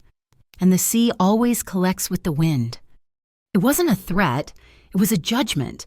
He had just declared war, in the old tongue, in front of God and the entire Chicago press corps. We have to go, Luca hissed in my ear. He still had me pinned against the bulkhead. This boat is a box. He'll have a second team. How? I gasped. The dock is chaos. Ari, exit. Ari was frantically scanning her tablet. Blocked. They've jammed the gangplank. They knew we'd run. I looked around. The music was gone, but the sounds of the regatta were still there. The other boats, the horns. One of the spectator boats, a big ferry, was letting out a long blast, followed by 2 short ones. T-O-O-T, toot, toot, the letter D in Morse code. Another, smaller boat answered. Toot, toot, toot. Sa. They were just signaling, but T-O-O-T, toot, toot, T-O-O-T, T-O-O-T, D, G. Doc? Ari, I yelled, grabbing her arm. The horns, it's Morse. That one, it just signaled D6, Dock 6, the old service pier. Ari's eyes met mine. No questions. She just nodded. Boss, Dock 6, the service speedboat is there. It's our only way. Go, Luca commanded. We didn't run. We moved as a unit. Luca in front, me locked to his back, Ari behind, her device sweeping the sky. We were down a service ladder, onto a lower deck, and then flying. We jumped the 4-foot gap onto the floating dock. A sleek, low-profile black speedboat was waiting. The keys were already in it. Luca hit the ignition. The engine roared to life, a deep, throaty growl. Ari cast off the lines, and we shot out of the slip, skipping over the choppy water, leaving the chaos of the yacht behind. "They're on us," Ari yelled, pointing skyward. 2 black drones, just like the one at the breakwater, were swooping down, gaining on us. "They'll track us to the safe house," Luca growled, pushing the throttle. "No, they won't," Ari said. She unzipped a heavy canvas bag. She pulled out a small, metallic box covered in antennae and slammed it onto the console. "This is new. A mobile Faraday field. It won't kill them, but it'll blind them. 3, 2, 1. She hit a switch. On her tablet, the feeds from the drones turned to static. "We're dark," she said. "They're deaf and blind. Go." Luca banked the boat hard, sending a plume of white spray into the air. He wasn't heading for the river. He was heading for the industrial harbors, the maze of old, rusted-out canals. He cut the engine 10 minutes later. We glided into a dark, enclosed space, a covered wooden boat slip, hidden beneath a forgotten warehouse. The sound of the engine died, and the silence was absolute, broken only by the sound of water lapping against the hull. I was shaking, not from fear, from the release. I had the sniper's bullet, the waltz, the sea oath all rattling in my head. Ari stayed at the bow, her weapon up, watching the entrance. Luca killed the lights. We were plunged into near darkness. He sat in the captain's chair, his hand still gripping the wheel. He was breathing hard, the adrenaline leaving him. He was silent for a long, long time. Then, his voice, so quiet I almost didn't hear it. "Are you afraid of me, Marina?" The question I had been dreading, the question he had been afraid to ask. I looked at his silhouette, the man who had used me as a key, who had put me in a dress and danced with me, who had just used his own body to stop a bullet. "No," I whispered, and I realized, with a sudden, shocking clarity, that it was the truth. "No, Luca, I'm not afraid of you." I took a shaky breath. "I'm afraid of this, the bullets, the snipers, the ledgers. I'm afraid of what you hide, the parts of your world I can't see, but I'm not afraid of you." He turned in his chair. I could barely see his face in the dim light filtering through the rotten boards. He nodded. Once, a slow, heavy gesture. "I hide it," he said, his voice raw, stripped of all its armor, "because I don't want you to see it." "Why?" "My younger brother, Dante," he said. The name was like a stone dropping into the water. He was 19. He was like you. He liked music. He wasn't this. He gestured to the dark slip, the weapon in Ari's hands. He was soft. "What happened?" I whispered. "Marzano, about 6 years ago, it was a message to my father, a discussion about territory. Marzano's men were supposed to scare him, a warning. But Marzano, he doesn't have control. He doesn't understand subtlety. He uses a sledgehammer to tap a nail. The warning, it went too far. He stopped. He didn't need to finish. The cold, calculating, controlled Luca Lucenti. It wasn't a choice. It was a reaction. It was a wall built around a wound. "My coldness," he whispered, looking at his own hands. "It's not a decision. It's what's left. It's the promise I made, that I would never lose control, that I would never let him hurt anyone in my family again, that I would always be clean, precise, and that I would burn his entire world to the ground." His grief was a living thing in the small boat, a cold fire. It was the heat I'd felt from him at the gala. It was the core of the volcano. I didn't think. I just moved. I stood up and walked the 2 steps to his chair. He didn't flinch. He just watched me. I placed my hand very gently on his chest, right over his heart. I could feel it. Thump, thump, thump, hard and fast, beating against my palm, the heart of the man who had locked his own weapons in a safe so he wouldn't scare me. He looked at my hand, then at my face. He was so close. The air was thick with the smell of lake water, engine oil, and the sharp, metallic scent of his adrenaline. He slowly raised his own hand and covered mine, his fingers lacing with mine, pressing my palm flat against his chest. His gaze dropped to my mouth. One breath, that was all that separated us. One small movement.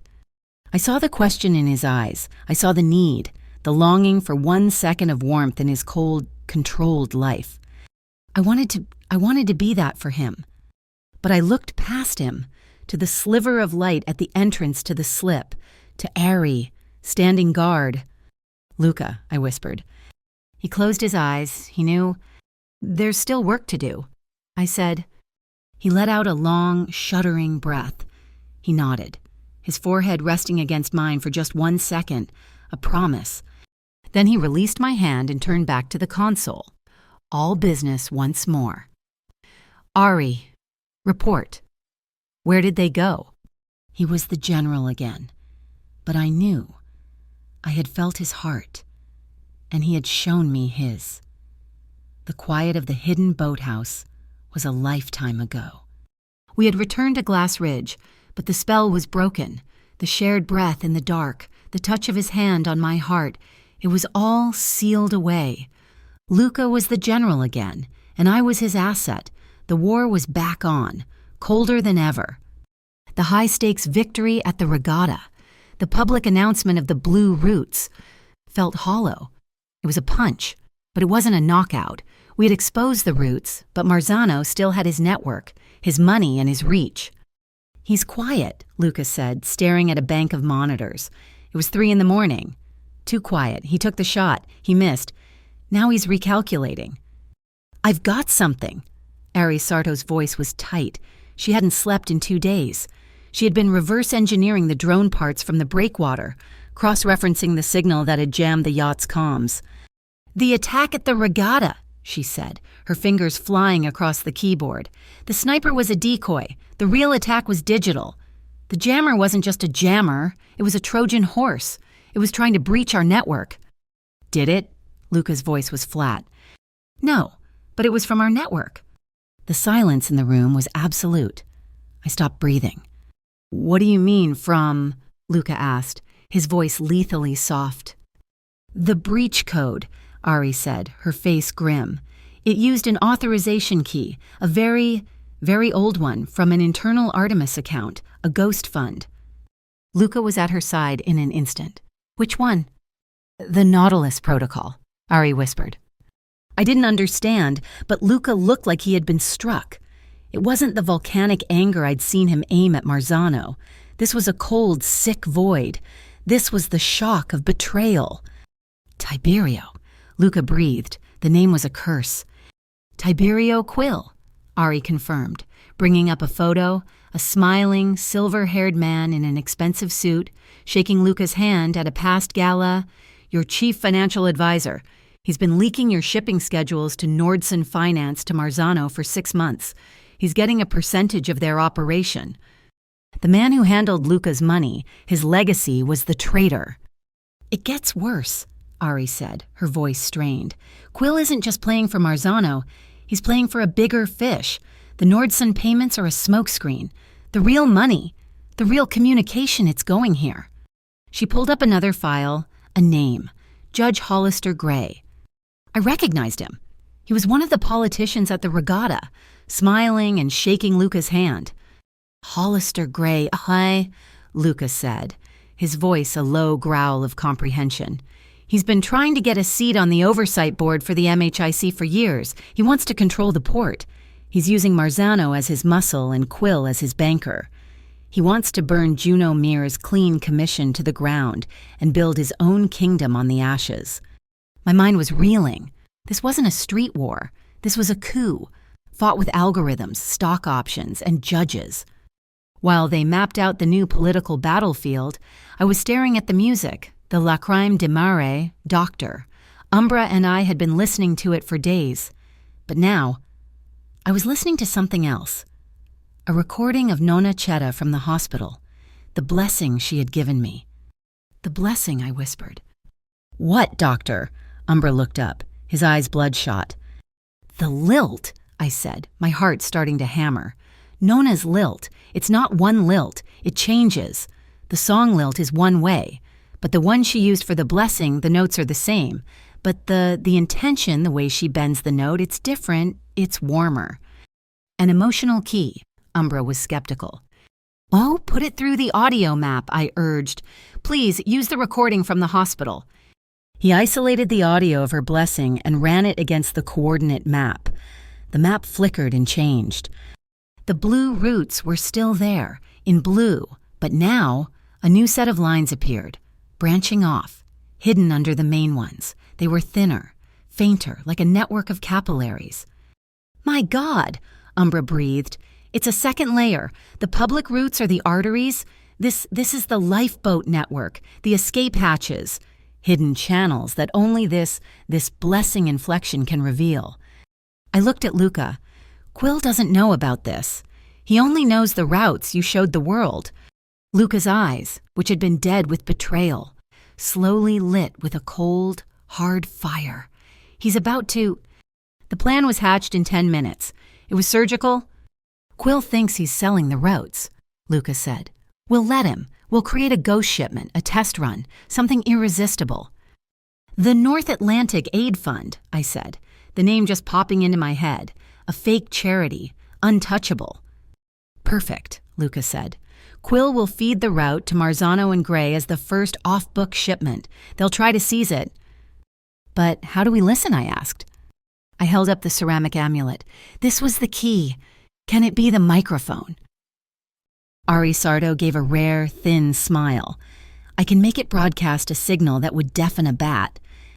But we need a distraction, Luca said. They'll be watching me. They'll be watching the shipment. We need a spectacle. Something to make them look the other way. His eyes landed on me. Giada Lynx was all too happy to help. Eager to cement her new alliance with the winning side, she set up a massive live-streamed press conference for the next day. The theme, Marina Vale, the voice of the island, preserving Chicago's cultural heritage. I was the bait, and I was the smokescreen. The next day, I was in a different kind of safe house, a high-rise office belonging to one of Luca's legitimate holdings. I was standing in a darkened observation room, looking through a two-way mirror into a pristine, sunlit conference room. My heart was a quiet, steady drum against my ribs. This wasn't fear. It was resolve. He's here, Ari whispered. I watched as Tiberio Quill walked in, smiling, accepting an espresso from Luca. Tiberio, Luca said, his voice perfectly calm, echoing over the speaker in my room. Thanks for coming. The routes are live. The pick is a complication. This North Atlantic fund, it's sensitive. I need to move it quietly. Your way. Quill smiled, the picture of smooth confidence. Luca, you're still thinking small. The pick Juno Meyer. They're paper tigers. They're manageable. Your problem is you're still playing your father's game. Quill leaned forward. I held my breath. You're playing with morality, with legacy. It's so slow, Quill sneered. You don't win by following the law. He tapped the table, his voice dropping to a conspiratorial whisper. But the amulet in Luca's breast pocket caught every syllable. You win by writing it, and I've got the pen. Hollister Gray, he is the new M. Shicky. He's the new law. And you're either on his books or you're a footnote. I gripped the wooden beads in my pocket, the ones Don Alfio's wife had worn. I watched the man who had broken bread with the Lucenti family condemn them, his face smug, his future secured. In the dark room, Ari Sardo didn't celebrate. She simply hit send. The entire crystal-clear audio file was now in the possession of Juno Mire at the Port Integrity Commission. The clean side of the MHIC and the new pick were now officially and secretly allied. The trap was sprung. At the exact same time, two other moves were being made. Across town, in the press club, Giada Lynx was introducing me to a bank of cameras. I was on a stage, talking about Nonna Chetta, about Agrodolce, about how music holds memory. I was the face of cultural heritage, a complete diversion. And in a quiet social club in Little Village, Don Alfio was doing the real work. He had called the old table. As Luca had explained, they weren't mobsters. They were the elders, the bakers, the priests, the union bosses, the old women who still made the bread, the conscience of the community. He was playing them the music. He was asking them, not for power, but for authority, to publicly declare the Lacrime di Mare and its variants a protected cultural artifact of the Sicilian diaspora. He was taking it out of the hands of criminals and giving it to history. After the sting, after my press conference, we were back at Glass Ridge. Quill was still out there, clueless, thinking he had just sealed his deal with Gray. Luca stood by the window, looking out at nothing. "It's done," he said. "Juno Miri has the audio. They'll arrest Gray and Quill in the morning when they try to seize the charity shipment," I said. "We won." "That was just a battle," he said. He turned to me. "Celine Coy is at the federal building right now. She's filing the new charter. Artemis Lines were handing over the entire Blue Route ledger. All of it. The public routes, the hidden ones, everything. To the Port Integrity Commission. We're going 100% public. Full transparency. Full PIC supervision." I was stunned. "But that's your family's secret. That's your leverage. Your entire inheritance." "It was an inheritance," he said, his voice heavy. "It became a cage. Marzano. Gray, they only want it because it's in the dark. I'm turning on the floodlights. You can't steal what's given away. It's the only way to be clean." He was doing it. He was choosing to dismantle his own shadow empire, to protect his father, to honor his brother, and I realized to keep his promise to me. The weight of his sacrifice settled on me. He was giving up his power. The moment of peace, of profound victory, lasted exactly 3 seconds. A red alert flashed on Ari Sarto's main console. A high priority, critical warning. "Boss," she said, her voice terrifyingly calm. "What is it?" Luca was instantly at her side. "It's Saint Aurelia, Nonna Shetta." My blood turned to ice. I grabbed the console. "Is it her heart, did she?" "No," Ari said, her face white. "Her heart monitor didn't fail. It's offline. The entire wing's security feed just looped 4 minutes ago. A private ambulance, a priority transfer vehicle, it left the grounds." "An ambulance," Luca was already dialing. It wasn't one of ours," Ari said, her hands flying, trying to find a signal. "It was a fake. Boss, they took her." "Marzano." Luca's voice was a low, primal growl. He wasn't the CEO. He wasn't the general. He was the animal. He knows he lost. He knows Quill is blown. He's not playing for the routes. He's burning the board. I couldn't breathe. My knees buckled. Nonna, he had her. All the plans, the ledgers, the arrests, none of it mattered. "I can't track it," Ari was saying, her voice strained with desperation. "The vehicle is shielded. It's running dark. It could be anywhere in the city by now." Scan all frequencies," Luca roared. "Scan for anything." "I'm trying. It's just static all across the band." A blast of white noise filled the room, and then, through the static, I heard it. A voice, faint, humming. It wasn't Lacrime di Mare, it was a nursery rhyme, a stupid, simple little song about a crooked man who found a crooked sixpence. A song Nonna Chetta used to sing to me when I was 5, when I fell and scraped my knee. A song only we knew. She was humming. She must have found a radio, a comms button, something. "That's her!" I screamed, grabbing Ari's chair. "That's Nonna!" "It's just a nursery rhyme. Marina, I can't—" "Listen," I yelled. "Listen to the lilt!" She wasn't just humming, she was coding it. She was changing the notes, bending the melody, using the same blessing inflection from the hospital, the inflection for the escape routes. She was singing a nursery rhyme, but she was giving us a map. "Ari, put that audio through the map," I shouted, my voice cracking. "Put it through the second layer map. She's telling us where she is. Right now, it's working." "Doctor," Umbra's voice, tinny and frantic over the car's speakers, was the only thing cutting through the roar of the engine. Back at Glass Ridge, Ari and Umbra were frantically running Nonna's humming nursery rhyme, The Crooked Man, through the audio mapping software. "It's not a route," Luca, Umbra yelled. "It's a single pulsing coordinate. She's stationary. Where? Luca's voice was a low growl. He had retrieved his firearm from the safe before we'd left. The general was gone. The animal, the one who'd lost his brother, was driving. South suburbs, Ari's voice cut in, sharp and clear. An abandoned commercial project. It went bankrupt a decade ago. It's called Sky Garden, a massive biodome, a glass conservatory, right off the highway. My blood turned to ice. A glass house, a greenhouse. It's a trap, Luca, I whispered, my hands cold. He's not hiding her. He's luring us there. He wants us to see. Oh, of course it's a trap, Luca snapped, his knuckles white on the steering wheel. It's his last move. He's lost his money. He's lost his political cover. All he has left is spite. He was pushing the armored sedan to its limit. The city lights were a smear behind us. Then the sky ripped open. It wasn't just rain.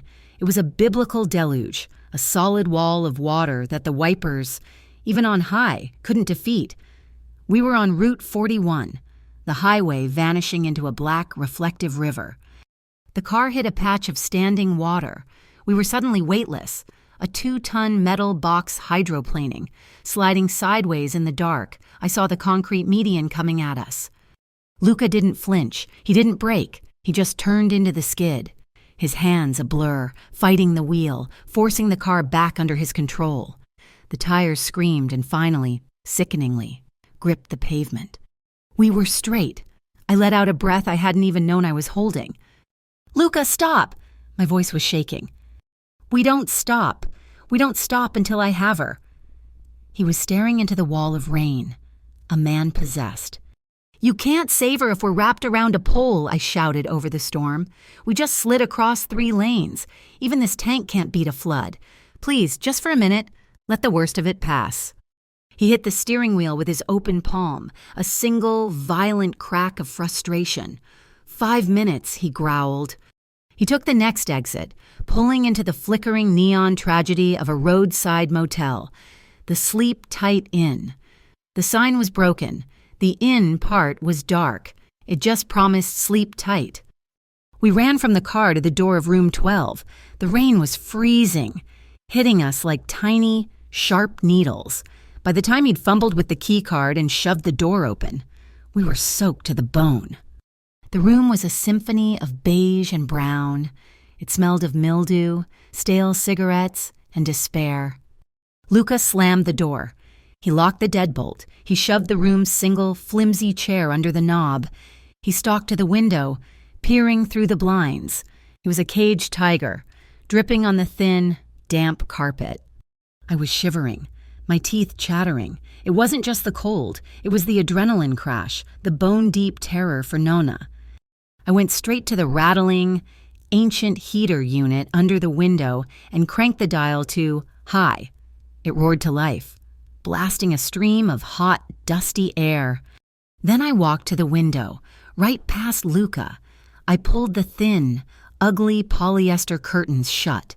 The flickering neon vanished, plunging the room into a dim, quiet brown. I turned to face him.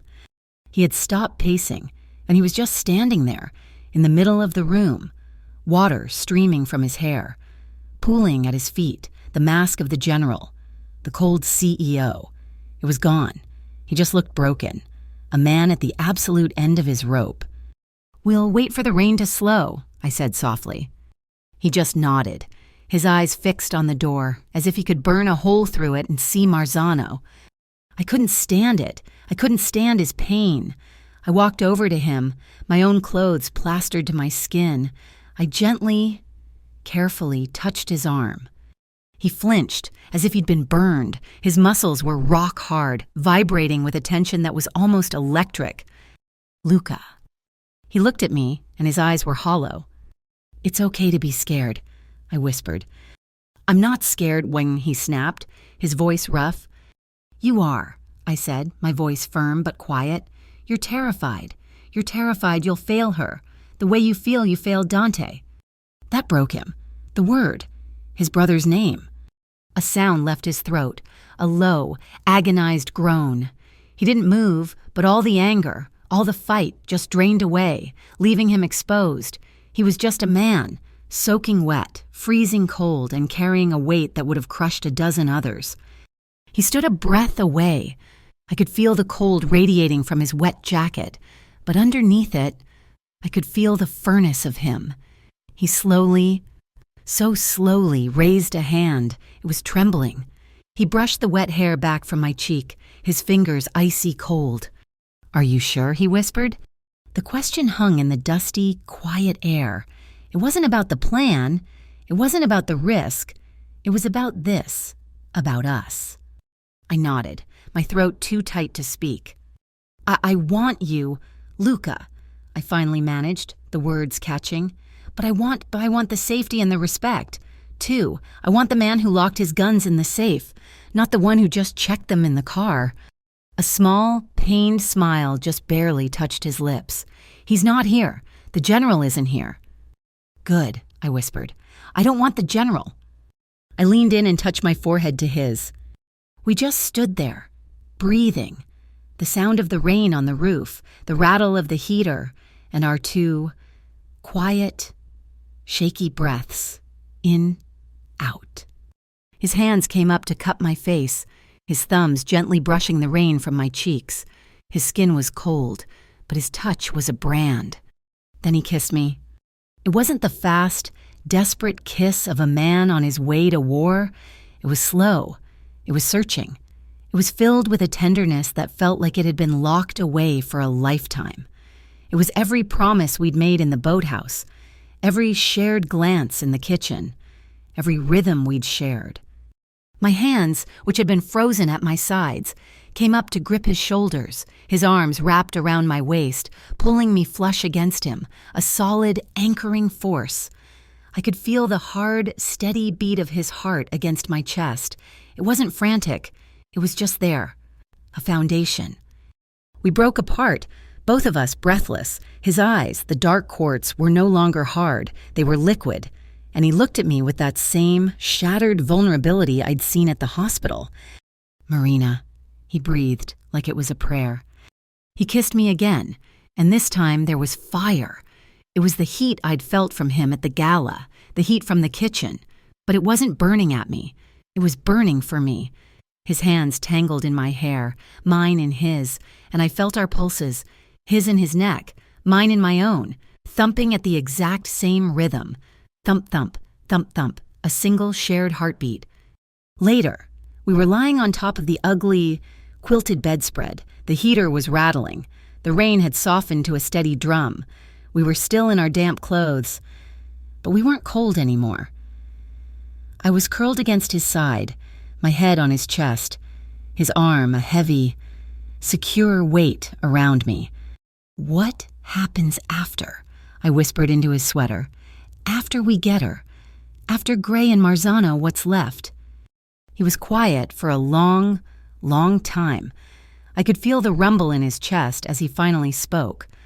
"I gave away the routes, all of them. The blue routes will be a public trust, run by the pick. My father, he's old. He just wants peace. He wants to listen to his music." "And you," I asked, "what do you want? Not the CEO, not the general, Luca." He sighed. "I want to get out, to take the name Lucenti and just make it a name again. Not a cage. I want to—" He paused. "You want to learn how to make good espresso." I finished for him, a small smile touching my lips. I felt his chest shake with that quiet, rusty laugh. "Yes, I want to make good espresso." "I want to open a center," I said, my voice soft. "An island language center for people like Nona, to save the stories, the songs, to give them a place to be heard." He tightened his arm around me. We'll build it." "That's a promise." "It's a foundation," he replied. I reached for my phone, the secure one on the nightstand. I found the file, the La Crime di Mare. I played it, the volume low, the haunting, tinny melody filling the dark room. I hummed along, the blessing lilt. Luca took my free hand. He didn't squeeze it. He just, with his index finger, gently tapped out the rhythm of the song on the inside of my wrist. Tap, tap, tap, tap, tap. It was a wordless, binding promise. "I hear you. I am with you." My phone buzzed. A text. It was from Ari. Sky Garden. Dawn. 5 a.m. He's moving her then. The whole dome is on an automated system. Solar panels, the doors, the vents, they all lock permanently at sunrise. It's a glass prison, and he's locking her in it. The warmth in the room evaporated. The cold was back. I showed the text to Luca. He sat up. The soldier was back. All tenderness was gone, replaced by cold, hard metal. Dawn, he said, that's in 3 hours. He's not just trapping her. He's setting a timer. He knows we're coming. How do we get in? I asked, sitting up, pulling my own jacket around my shoulders. If the doors are automated, he'll have the system locked down. The doors, Luca said, his mind racing, pulling on his boots. The plans Ari pulled, they're magnetic locks. Heavy duty. They'd hold against a truck. But they're magnetic, I said, my hand flying to the ceramic amulet around my neck. Doctor. Umbra. The amulet. He said it could create a high-frequency pulse, an acoustic resonance. Can it rattle the magnetic plate? Just for a second, just enough to break the seal. Luca's eyes lit up. It could. If we hit the exact right frequency, it's a key. It's always been the key. But she's in there, Luca said, his face hardening. We can't just walk in. It's a glass dome. Marzano will have men everywhere. He'll see us coming a mile away. We need a way to guide her, to tell her where we are. I grabbed my phone again. I hit record. I started to hum, The Crooked Man, the nursery rhyme, the exact variant she had sung in the ambulance, the one only she and I knew. A path of audio breadcrumbs. We'll play this on a mini speaker, I said, my voice shaking but firm. He'll think it's just static, but she'll hear it. She'll know it. She'll know which way to go. Luca stood up. He paused, his back to me. Marina, he said, his voice flat. Plan B. What? If the locks don't break, if he sees her, if he threatens her. He turned to face me. I'm going in, and I'm making a trade. What? No, Luca, you're not. He wants me. Marina, he's always wanted me. My life for hers. It's a clean trade. You get her out, Ari gets you both. No. I was on my feet, grabbing the front of his jacket. Absolutely not. You don't get to do that. You don't get to trade your life. You don't get to leave me. It's the only way to guarantee. You promised me, I was yelling now. Tears of rage and fear in my eyes. You promised me a foundation. You promised me a life. You don't get to die for us. You have to live for us. You have to stay. You have to see this through. With me. He stared at me, his eyes wide, the sheer force of my will hitting him like a physical blow.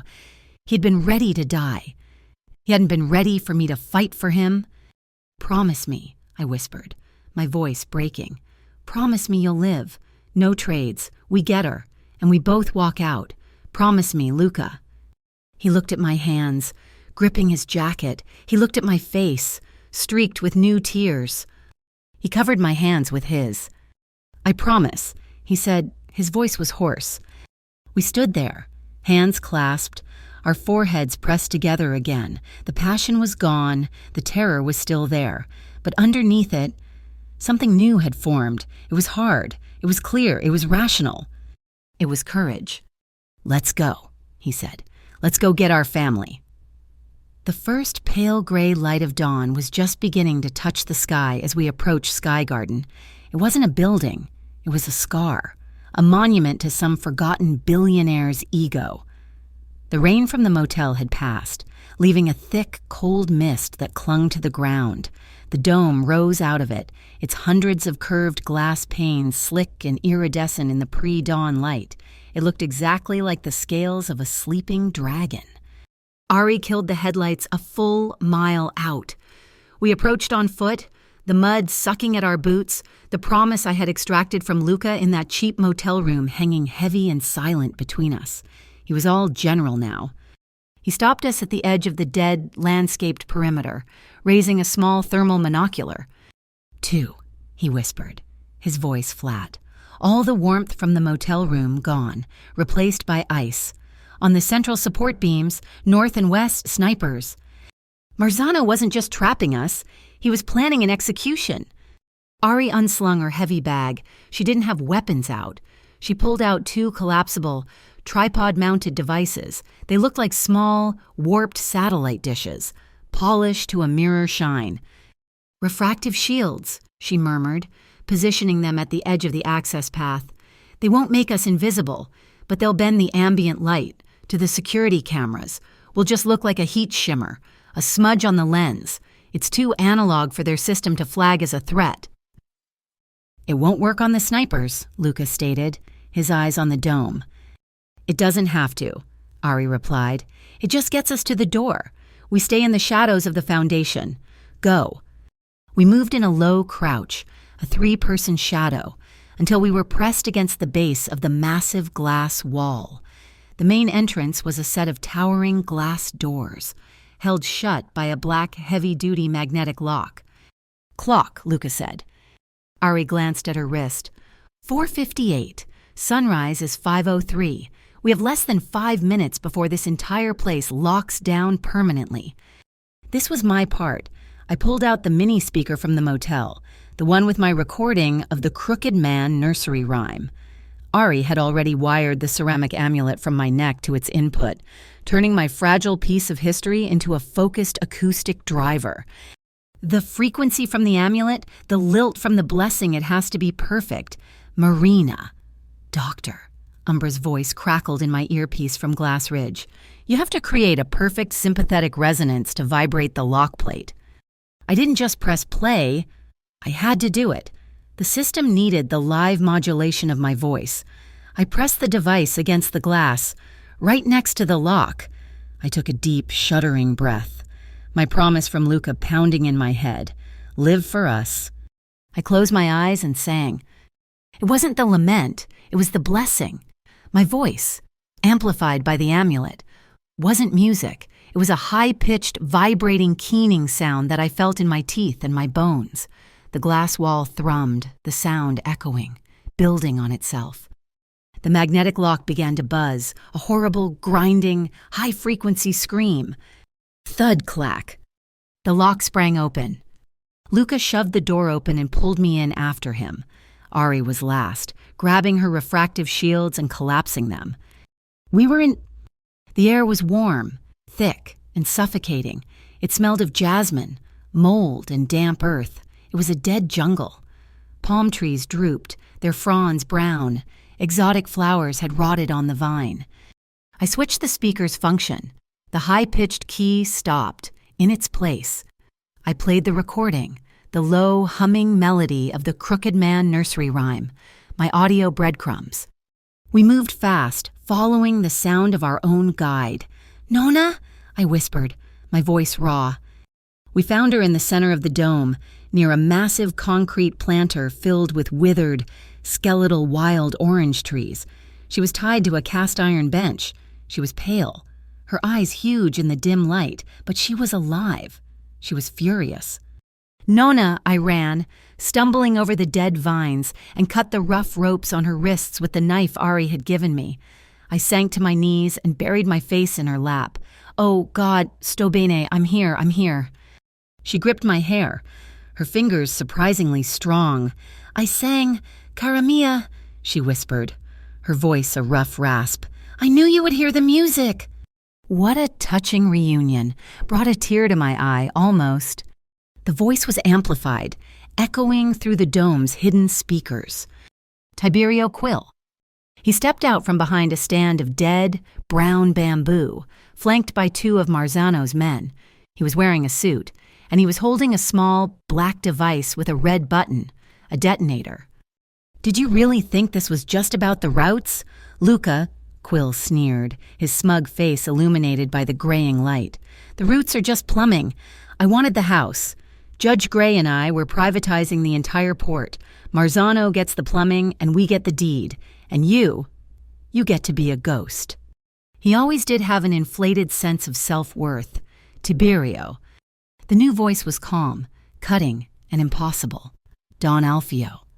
He stepped out from the shadows of a massive, dry waterfall feature. He was alone. His silver-headed cane rested lightly in his hand. Luca's blood ran cold. I felt it. "Father, get out! It's a trap!" "Of course it's a trap," Don Alfio said, his eyes, sharp as broken glass, fixed on Quill. "But it's my trap, not yours. You think I let my chief financial advisor betray my family for 6 months without noticing?" A guttural roar came from a high catwalk above us. Marzano. He was standing next to one of his snipers, his face purple with rage. "Old man, you're finished. Your routes are public. Your man is ours. Your son is dead. Everyone dies." "Luca," Don Alfio commanded, his voice sharp, cutting through Marzano's rant. "The glass. Remember the glass. No stray shots." He looked at the snipers high above. "One bullet, one single bullet, and this entire dome shatters. The pressure variance will kill us all." Luca's hand was on his holstered firearm, his face a mask of agony. His promise to me. His father. Nona. He was trapped. But I wasn't. My eyes darted to the speaker Quill was using, the main amplification system. I still had my mini-speaker, my amulet. I ran to the central control panel, a mess of wires and dust. I saw the aux input. I jammed my speaker's plug into the socket. I hit the switch, not the nursery rhyme, the key, the high-pitched, resonant, bone-rattling frequency. This time, it didn't just come from my tiny speaker, it blasted through the entire dome. The effect was instantaneous. The snipers on the high steel beams screamed and grabbed their heads, their rifles clattering as they lost their balance. Marzano roared in pain, clutching his temples. His men on the ground stumbled, disoriented and nauseated by the vibrating air. Marzano recovered first, enraged. He saw Don Alfio, standing alone, unprotected. He lunged, pulling a long, wicked knife. He grabbed the Don from behind, pulling him back, the blade instantly at his throat. "Stop the noise or the old man dies," he screamed. Luca didn't hesitate. He didn't fire his gun. His hand blurred. A small, perfectly balanced throwing knife, one I hadn't even known he was carrying, flew through the air. It spun once and thwacked into the back of Marzano's knife hand. Marzano screamed, his hand spasming open, the knife clattering harmlessly to the glass floor. A few bright red drops followed it, stark against the gray tile. In that single, breathtaking second, Luca was moving, not to attack, but to defend. He shoved his father clear, putting himself between the Don and Marzano. "If I can't have it, no one can," Tiberio Quill shrieked, his face a mask of terror and spite. He slammed his thumb on the red button of the detonator. A deafening, muffled thump. It wasn't a blast. The reinforced, laminated glass of the dome flexed, absorbing the concussion. It didn't shatter, but the shockwave sent Quill staggering backward, his ears ringing. Ari Sarto, who had been moving like a ghost through the chaos, was on him. She didn't pause. Her movements were a brutal, efficient blur. She disarmed him, and I heard the sharp click of her zip ties pulling tight. Quill was neutralized. "We have to go now," Luca yelled, grabbing my arm. The system was failing, alarms starting to blare. I grabbed Nonna Chetta, pulling her to her feet. She was surprisingly steady. "Let's go. Mia cara," she said, as if we were late for church. The remaining henchmen, recovering from the noise, charged us. Don Alfio stepped in their path. He didn't run. He just stood. He held his silver-headed cane not like a walking stick, but like a quarterstaff. He blocked the first man, a sharp, solid crack of silver on bone. He was a warrior. "Go!" he roared, blocking a second man. "I will follow. Get them out!" He wasn't a frail old man. He was a lion, his eyes blazing, and he was buying us time. We ran, me pulling Nona, Luca, his gun now out, covering our retreat, Ari dragging a bound and gagged Tiberio Quill. We burst through the main glass doors onto the wide, tiled terrace outside, breathing in the cold, clean morning air. And right at that second, the sun's first ray crested the horizon. A loud electronic bell tolled, "Bong!" Behind us, the heavy glass doors hissed shut. Thud, a final, definitive clack as the magnetic locks engaged for the day. We were out. Don Alfio, Marzano, and his men were in... We stood on the terrace, gasping for breath. "Don't move hands in the air, all of you." We were surrounded. My heart sank. It wasn't police. It was a private army, men in black tactical gear, their faces hidden by masks, all holding assault weapons. They had no insignia. They were ghosts. Judge Hollister Gray stepped out from behind the line of men. He was wearing a pristine pinstripe suit, not a speck of mud on his polished shoes. He was smiling. In his gloved hand, he held a single official-looking document. Luca Lucenti, Marina Vale, Ari Sarto. His voice was smooth, pleasant, and utterly terrifying. By the authority of the Interlake Judicial Compact, an authority I just signed into effect this morning, you are all under arrest for corporate terrorism, kidnapping, and conspiracy. He smiled, a reptilian gesture.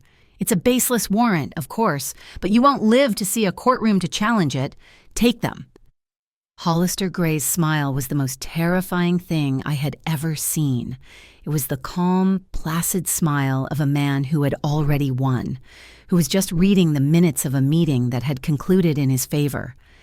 A baseless warrant, he repeated, savoring the words as his private army fanned out, their weapons all trained on us. Luca was a coiled spring beside me, his hand on his firearm, but he was outnumbered 20-1. Ari was in a similar standoff, her eyes scanning for an angle that didn't exist. "You've been a thorn in my side for a long time, Lucenti," Gray said, stepping forward. "And you." He looked at me, his smile wavering, replaced by a cold disgust. "You, the little waitress. You and your music. You've cost me hundreds of millions of dollars. You've undone decades of work." He raised his hand, a signal for his men to advance. "But the Interlake Compact gives me full authority over port-related security threats. And you all, you look like a threat to me. Take them. We'll process them offshore." Offshore, he was going to make us disappear. I stepped forward.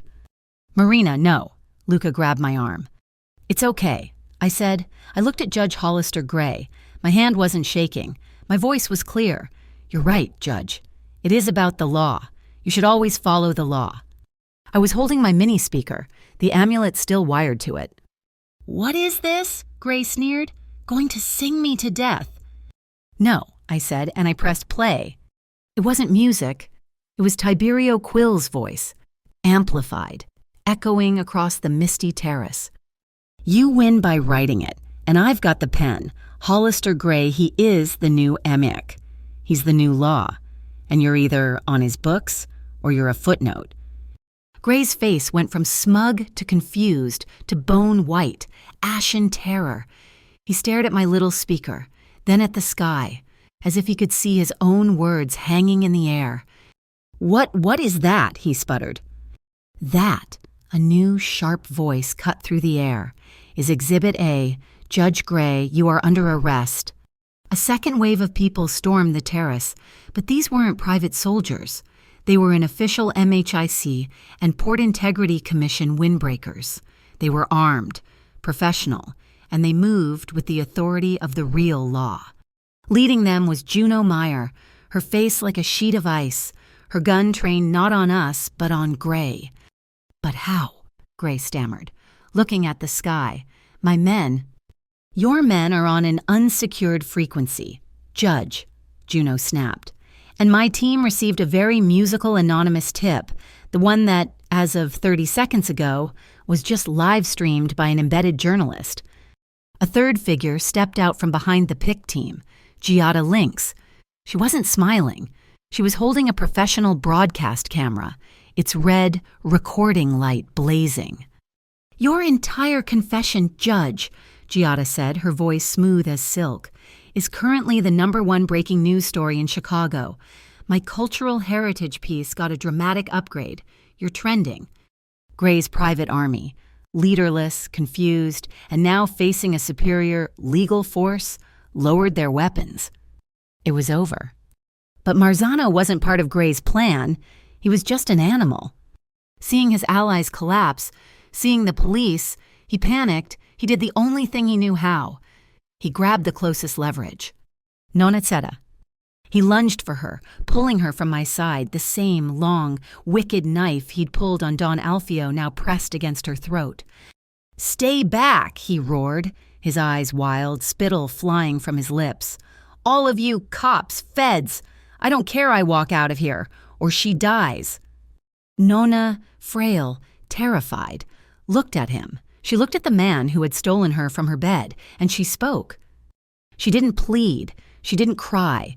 She spat the malocchio at him, the full curse, the one I had only whispered.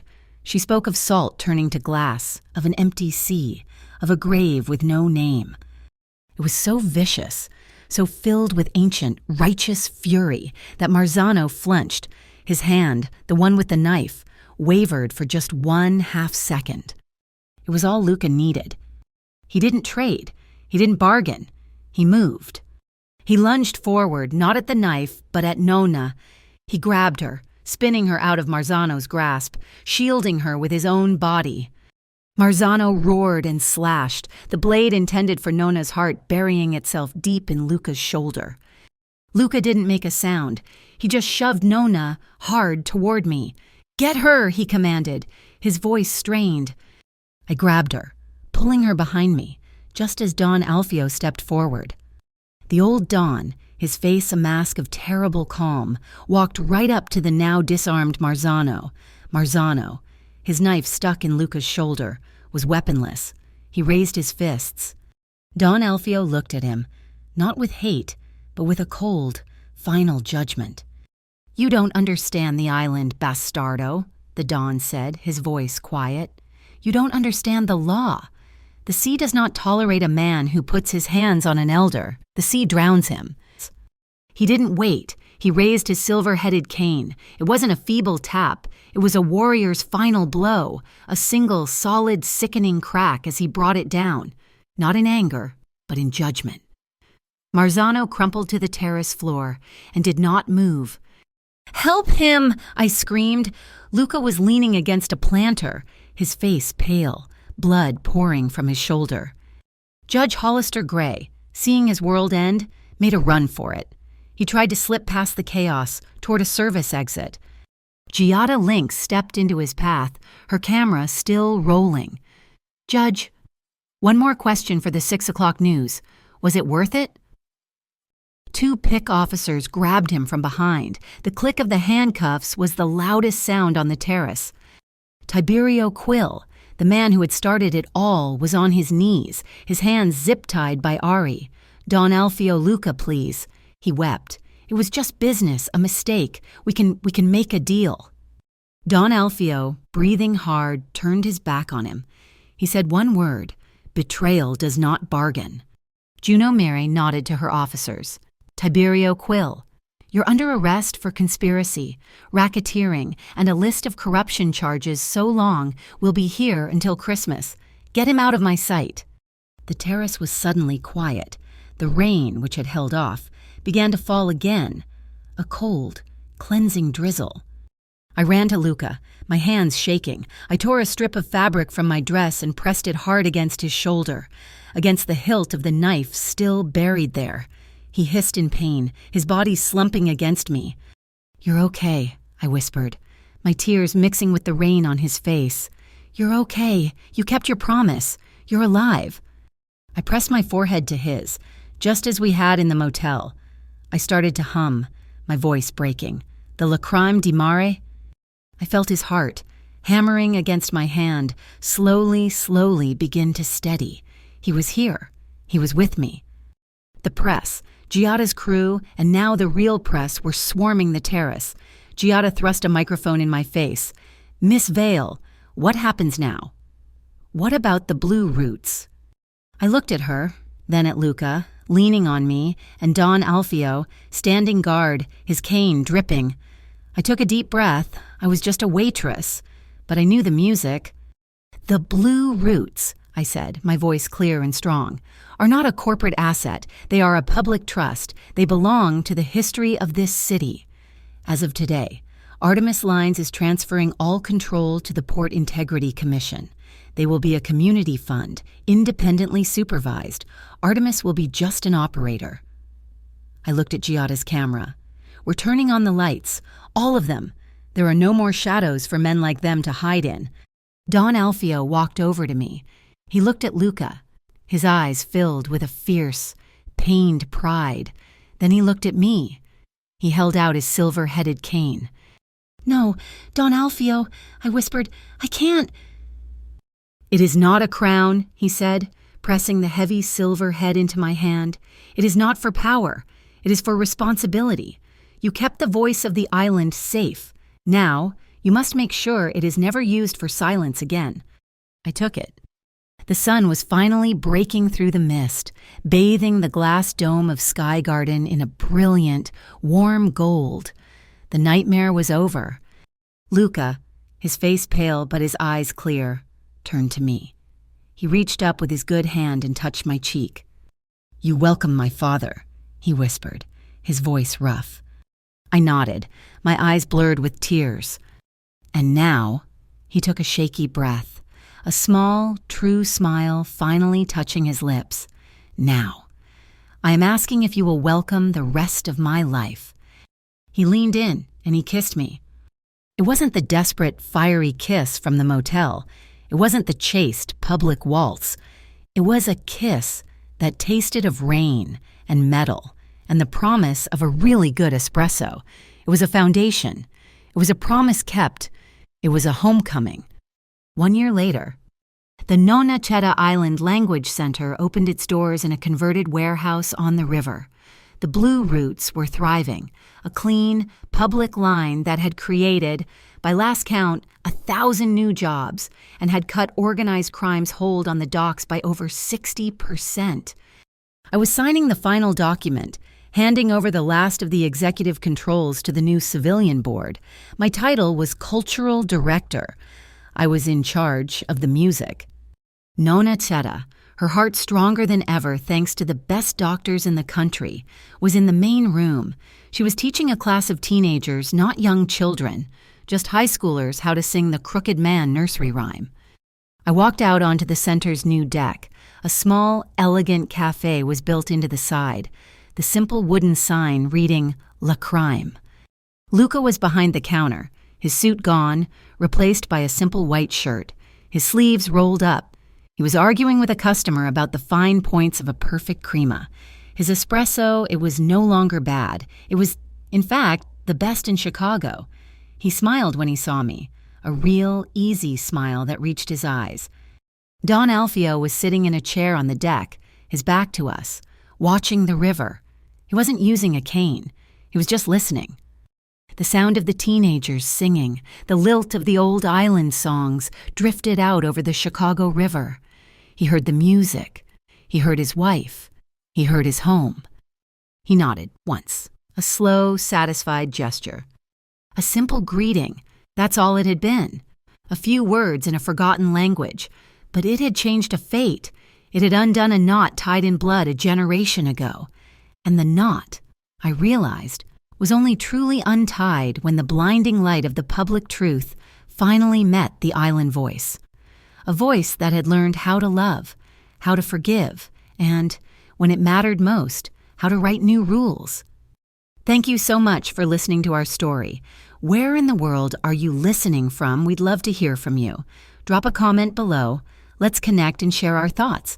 Please subscribe to our channel, Mafia Boss Stories, and give this video a like. And if you want to support us even more, please hit that hype button so this story can be heard by even more people. We'll see you in the next one.